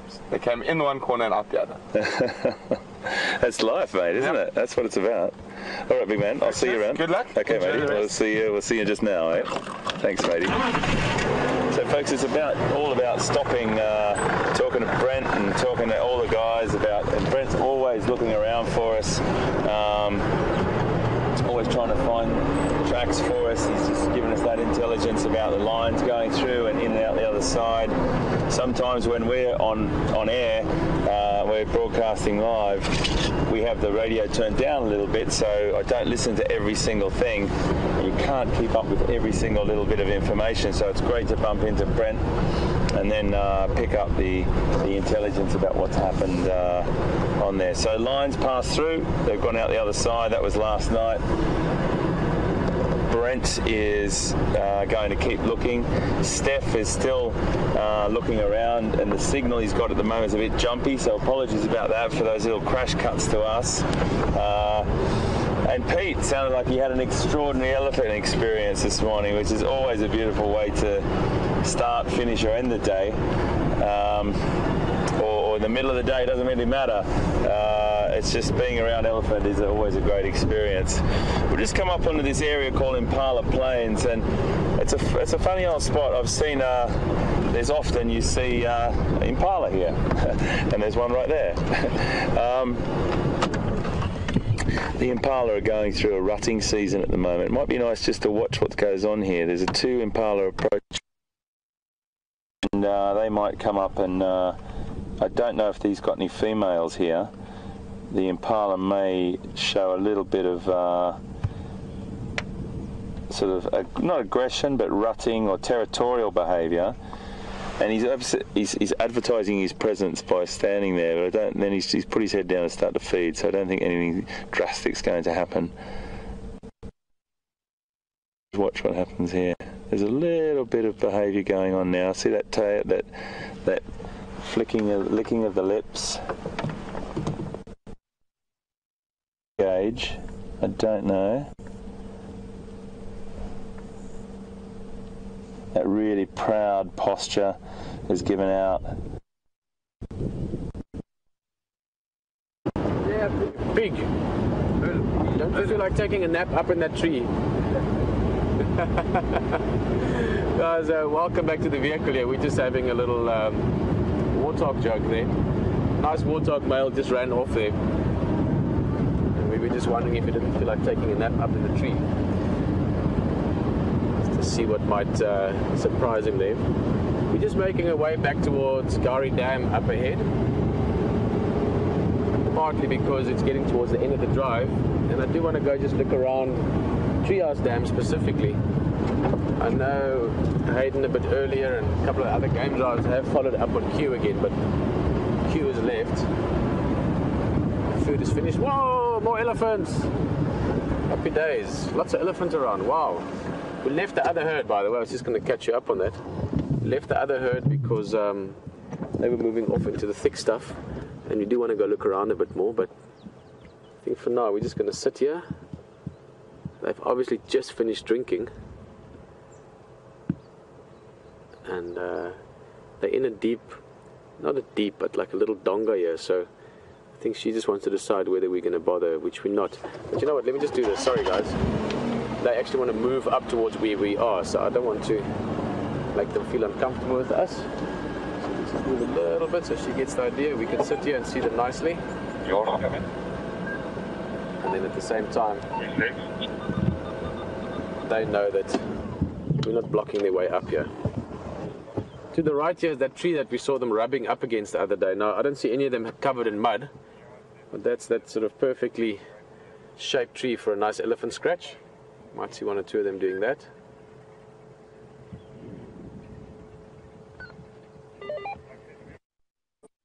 Oh, nice.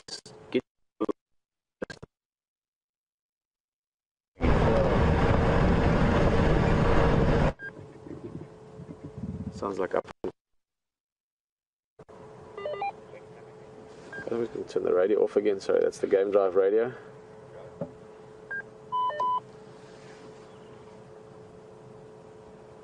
A little calf having a drink while Mum's deciding where they're going to go.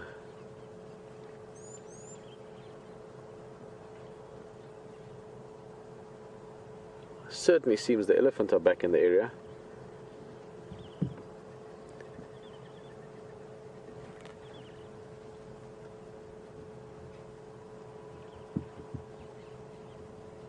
Here we go.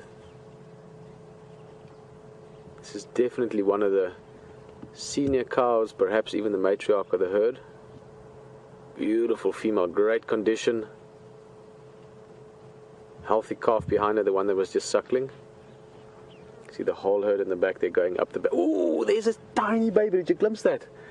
Just a flash of it, but tiny calf, weeks. We will try and see him again. I'm wondering if this is not the same herd we saw sort of in amongst the legs of the other ones in the back. But we're just going to sit here, get them comfortable with us. Here's another female, quite a big calf in tow behind her.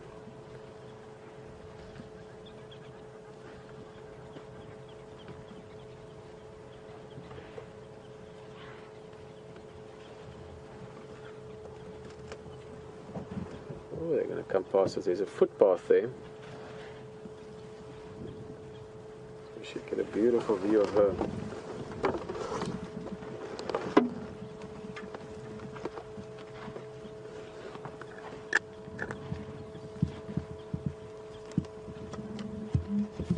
Again, we're just sitting nice and quiet, allowing her to decide what she wants to do. Does she want to walk around? Does she want to walk past us? Oh, listen. Beautiful, all of them talking to each other. You could hear the rumbles all the way from the elephants further away as well. This is quite a big herd. Here's another one.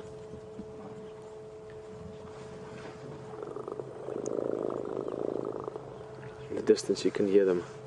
Looks like 20 odd, maybe even more, but I would estimate at least 20, but anything upwards from that. Nice big group.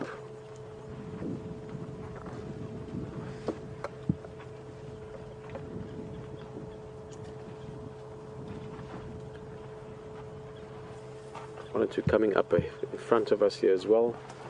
Difficult to decide where to look now. That's a younger female. Oh, here's the matriarch. She's coming closer to us. She is beautiful. Big head. In her prime, I would say probably I would estimate her in her late 30s, early 40s even. Great condition. That's her calf behind her. And probably one of her older calves behind her again.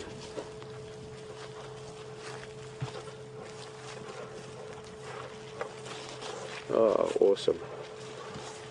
A bit of dust bathing going on. Look at that. Beautiful. You can see the wind is coming towards us. That dust is actually blowing over us.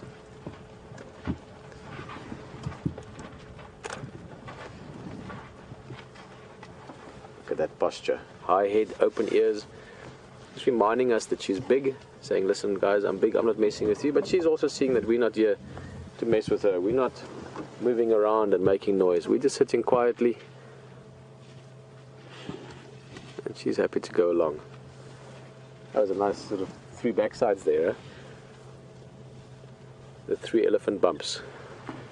All 3 of those are sort of between 1 and 2 years old.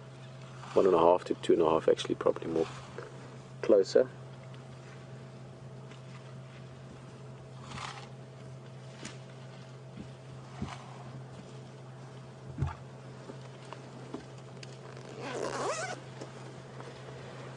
Warming up suddenly now. I wouldn't be surprised if the same herd maybe comes back to Gari Wartal where they just were. They just had a drink, but if it gets nice and hot, we were very lucky a few days back. We had a beautiful time with the herd down here, busy mud bathing. Little ones were getting right down and dirty in the mud. The adults were spraying it over themselves. Perhaps we're lucky this afternoon and we can spend more time with one of these herds. This one would be good. It's a nice big group.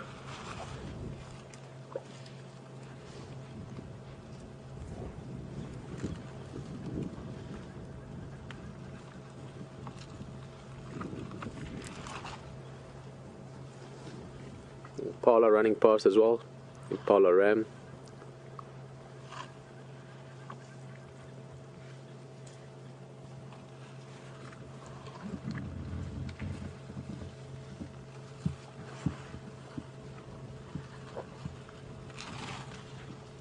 One more look. Here's one of the young ones catching up to the herd. Coming up the road, he might ignore us, but if it's a male, I think it's a male. Might get again that sort of head shake. There we go. Yeah, a young bull. Sort of a teenager really. I would guess him around the sort of early teens, 12, 13, 14 maybe. And they can sometimes be very playful, and other times they can be a little bit unsure of themselves. So it depends on the mood at the day, at the time.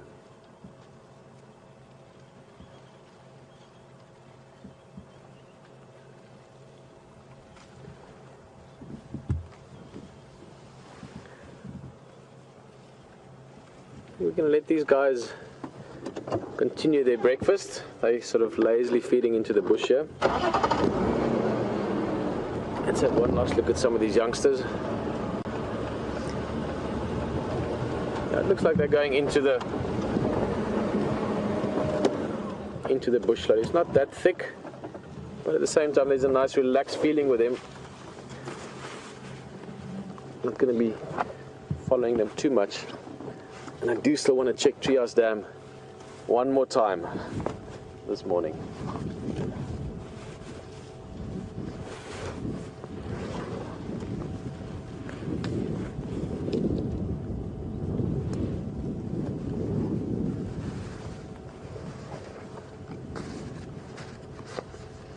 Getting warm quickly now.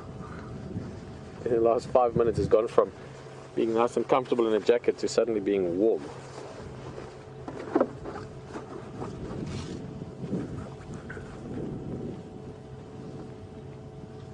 These guys eat a lot. I mean, they have to eat about 5% or so of their body weight.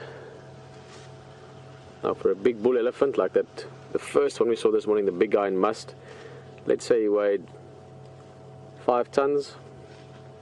5% of that would be 250 kilograms. So in pounds, he would be weighing roughly 5 tons would be about 12,000 pounds. Which means he's eating about 500 to 600 pounds of food a day.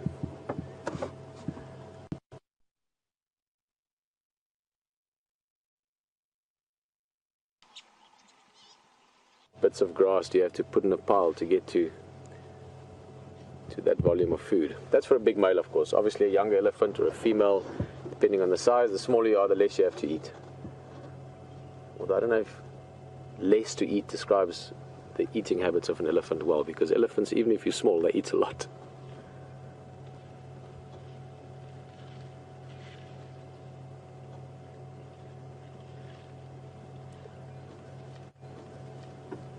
Well, I think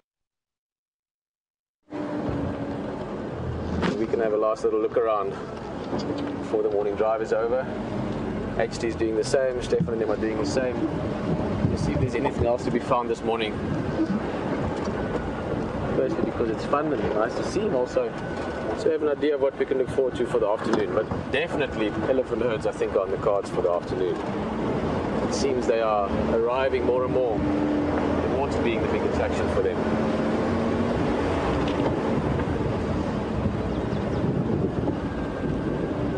The water not too busy at the moment. One old buffalo bull, just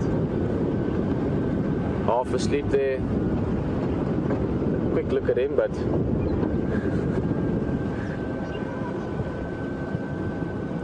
he's almost on his own island. I'm sure there'll be more joining him today. He's just having a lazy nap, ears flicking a few flies, oxpecker cleaning up the little parasites that might be there. But this waterhole, we're going to see some good things happening there. I'm sure this afternoon even. Right guys, well we've got about 20 minutes left of the morning drive. It is still nice and cool, the temperature is lovely, so very pleasant to be out here, but also it means that there might be still a bit of activity. As we've seen, elephants are quite active, and buffalo is getting a bit lazy now, but we've got enough time to go and check at least one more waterhole and see what we might find on the way.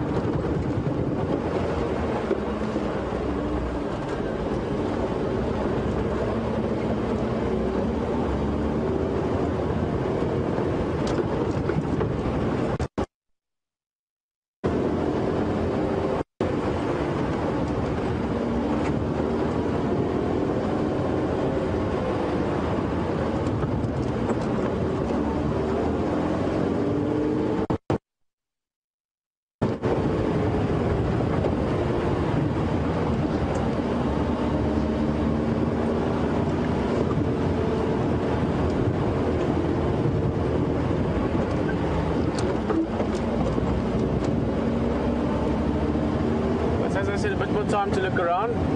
HC is busy doing the same, so maybe you can join him for a bit, maybe you spot something, and we'll see you before the end of drive to say goodbye.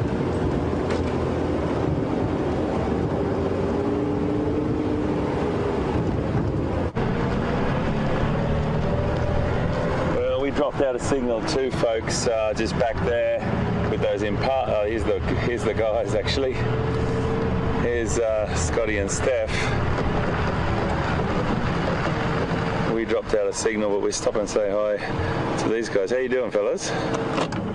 You all right? All right, mate. We just lost a bit of signal around the corner there. What have you been up to? We initially had to make our way around a herd of elephants. Hello, everybody. Hello, everyone. We had to initially make our way around a herd of elephants that were there. And then we decided that with the open area here, it would be good if we could see them. And so we came onto the open area and we were just walking parallel to them. Yeah.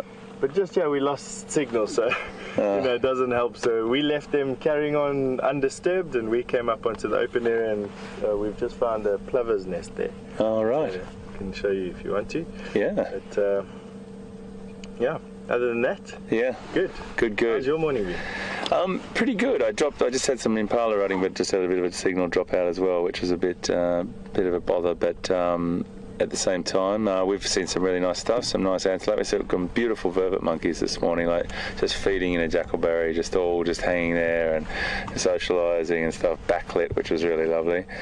Pete's had some amazing elephant encounters as well. Okay. Can we have a look at the? I don't know if we. Well, you'll be able to see it. Well, can we drive over? Let's have a quick look at this plover's nest, folks, because this is what I was talking about the other day, and. You know how I was talking yesterday about the plovers and how following the guy's tracks, they would have told me if there was any others here. But we'll see if VM can get a little shot of it. Can you just stand next to it, please, mate? And then VM might be able to get a shot of the eggs. Oh yeah, there you go. That's great, Steph. So folks, if you just put your hand back in there, Steph, that'd be great. Right there, is there 3 eggs or 4, mate? 3 eggs.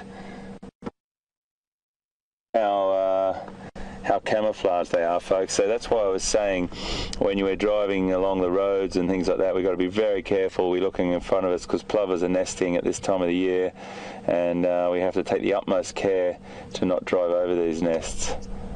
You have a tendency to do some hopping sometimes when you're walking, don't you, fellas? Exactly. Yeah, that's really cool. Is that crowned? It'll be crowned. Yeah, crowned. Bird that we had a look at yesterday, folks, if you were with us. Crown lapwing, used to be called crown plover, and we saw them over the other side. Well, fellas, we might leave you. Yep, good stuff. So okay. We're going to see everyone this afternoon again. Looking forward to it. And we'll see you back for coffee and some breakfast. You got it, mate. All right. Cheers, Scotty. I love Scotty's. Scotty's like an explorer, an astronaut explorer in the bush, mate. It's fantastic. So good, guys.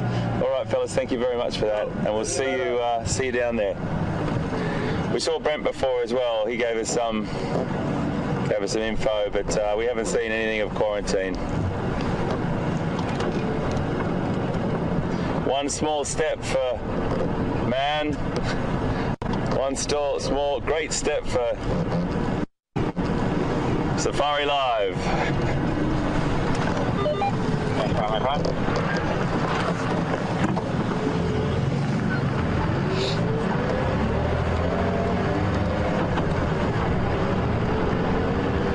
Cheers, guys.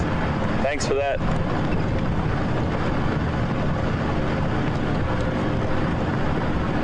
Really great to bump into those guys. It's like incredible trackers. Both Scott and Steph combined. Scotty's really experienced as well, and he's just doing an incredible job with that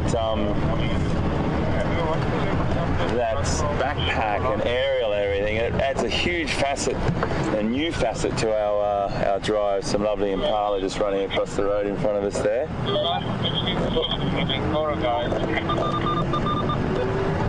And they really do an amazing job, and sometimes the signal's a little bit scrappy, and it's just because they have to go where the animals are, they have to go where the tracks are, and if they go down into a little gully or a little drainage line, they can sometimes have a little bit of a scratchy signal. So thanks for bearing with us on that. It's new, it's really, really exciting sort of colour or new sort of shade on the whole thing of Safari Live, and really, really great experience by both of those guys, and Brent included, because he plays a huge part in this as well, as does everyone that works on Safari Live. We have had a bit of a, not frustrating morning, but we've been driving around lots of these roads trying to look for where quarantine came out, trying to pick up any other tracks, and that's just the way it goes some mornings. It's absolutely fine. It's the way of the bush. The script unfolds before your very eyes. You buy the tickets to go and see the film and the storyline every day. That's the way I like to think of it. Sometimes the same actors, sometimes different.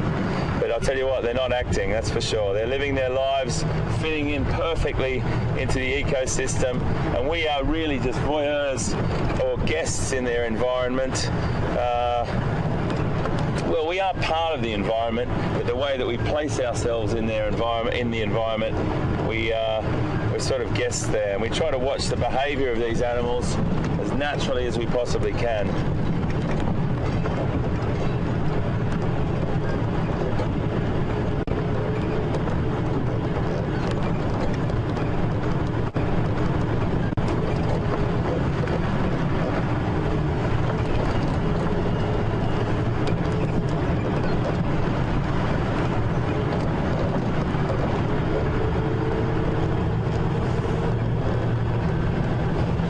We've got about 13 minutes left. I'm just going to take one road down to the left before I say my farewells, and we'll probably cross back over to Pete at some point, but I just want to have one more look down a road here and see if there's any tracks.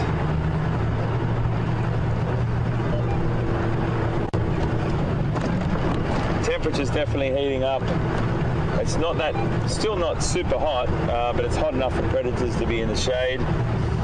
And we look forward to having you with us again this afternoon, that's for sure.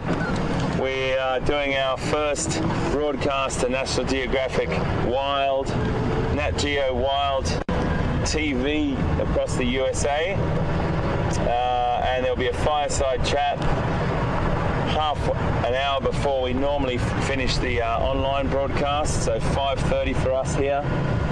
We'll still be online. There's a lovely big buffalo bull down here on the road, which is a great way for me to finish, because I do love my buffalo, and he is a big boy.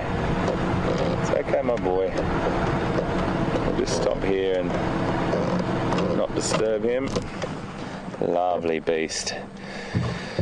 So yeah, we're broadcasting live tonight across National Nat Geo Wild Television. We've still got our regular broadcast on WildSafariLive.com, and if you've got questions, you can please send them to questions@WildEarth.tv, and you can tweet us at #SafariLive, and we're really looking forward to having you all again with us tonight. If, as I always say, if you're regular safari participants and you're always on the back of our vehicle, fantastic to have you on an ongoing basis. But if you're a newcomer, the most dangerous thing in Africa is the Africa bug, because when it bites, it infects you, and you can't get away from it, sadly.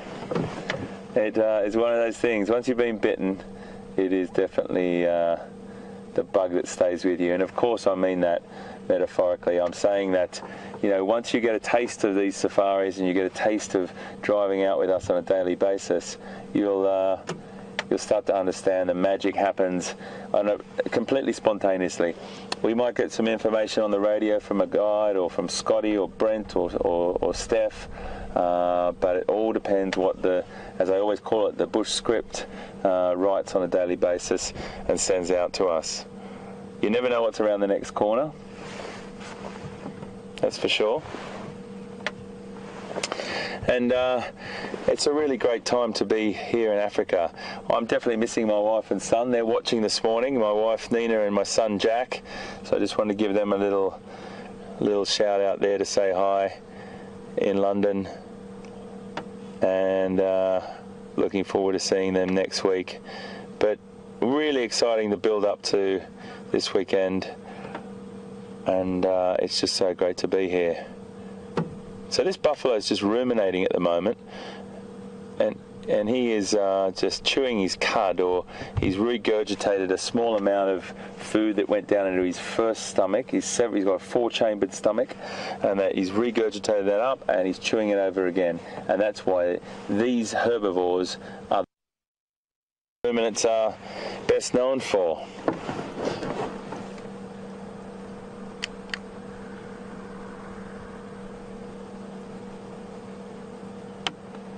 You may see that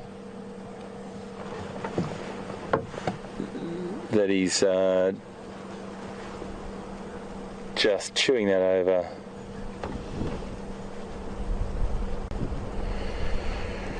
So just a reminder again, folks, about the fireside chats tonight. There's one tonight and there's one tomorrow night as well. Really looking forward to them. We've got some exciting things inside those little fireside chats to talk about and show you.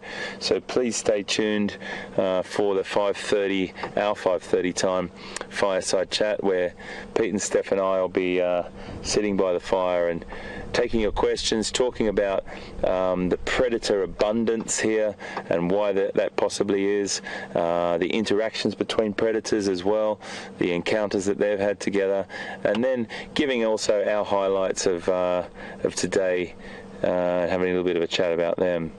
And we'll do that tonight, and that's sort of the theme for tonight. If you've got any questions that you'd like to ask, you can send them to us at questions@wildearth.tv or tweet at #Safari Live.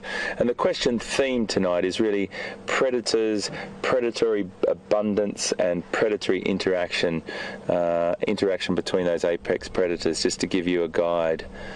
And then tomorrow night we're doing a little bit of a sort of wild parenting theme, which is all about, it's a bit fitting. It's Mother's Day in some parts of the world, and definitely Mother's Day in North America and other parts. And it's a really interesting, and there's a lot of analogies that we do talk about between humans and some of the wildlife that we look at and how they care for their young.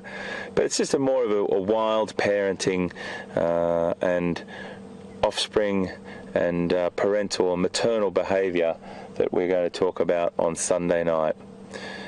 And that's going to be really what we're doing the fireside chats with, and we'll do a little question and answer thing as well, and we'll talk about our favourite highlights of the day on Sunday night as well. And then Pete and I are going to push off, and then Scotty and Brent and Steph will carry on with all the rest of the team. Amazing team that we have here. They'll be taking the Safari Live, driving the Safari Live vehicle into the future,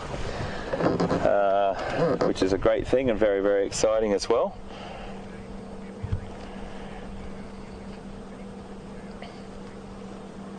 Look at the boss, the amazing boss on that, which is that big, chunky sort of helmet on top of the buffalo right there.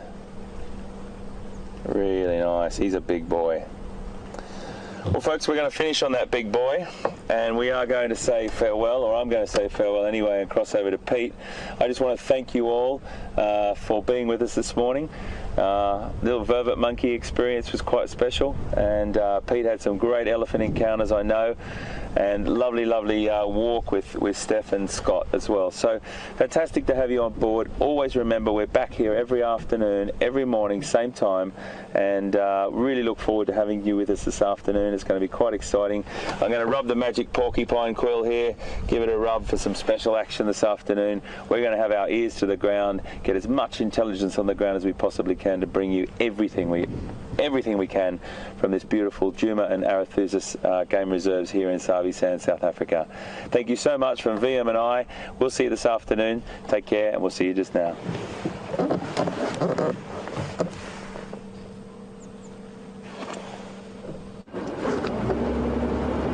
guys, welcome back this side. Couple of minutes left. We just at Treehouse Dam, and I was going to stop you and say goodbye to you, but let me tell you why we're going to move along shortly. But quite a nice view of a terrapin there. We talk about them often, but normally we just see the little noses peeking out of the water, sort of like hippos. And this one is not sitting on a rock, in case that's what you're thinking. He is actually sitting on a hippo's back, catching a bit of sun. As I said, I wanted to stop here and say goodbye to you here, but we just found a couple of meters back, about 30 yards back, very, very, very fresh leopard tracks. Male leopard tracks, I would guess probably Q's tracks. He might have drunk in the last half an hour or so. We've been circling around. I'm just going to follow that. We might even find the leopard in the last minute or two. But while we look for him, we're going to be having a careful eye on the left-hand side towards the drainage line. But at the same time, I'm going to start saying goodbye, and if the leopard interrupts us, I'm sure no one will mind.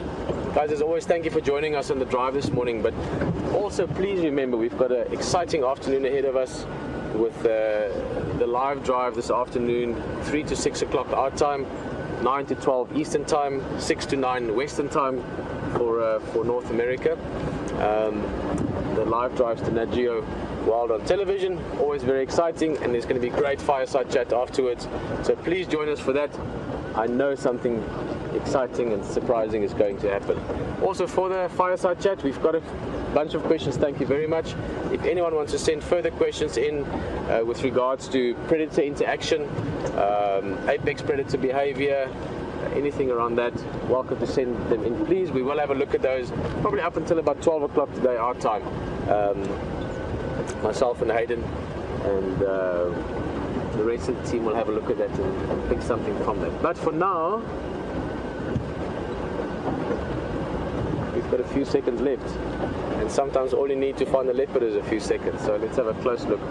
But if we don't find the leopard, which might happen, we will see this afternoon. We will look for him again this afternoon. We haven't seen Kunyuma for a while, and it's going to be a fun afternoon, guys. Please join us for that. The more friends in the vehicle, the better.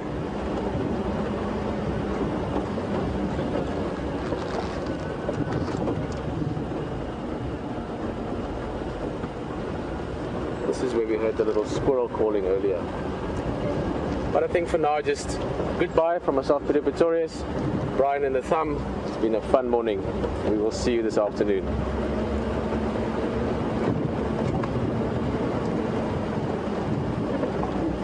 Cheers, everyone.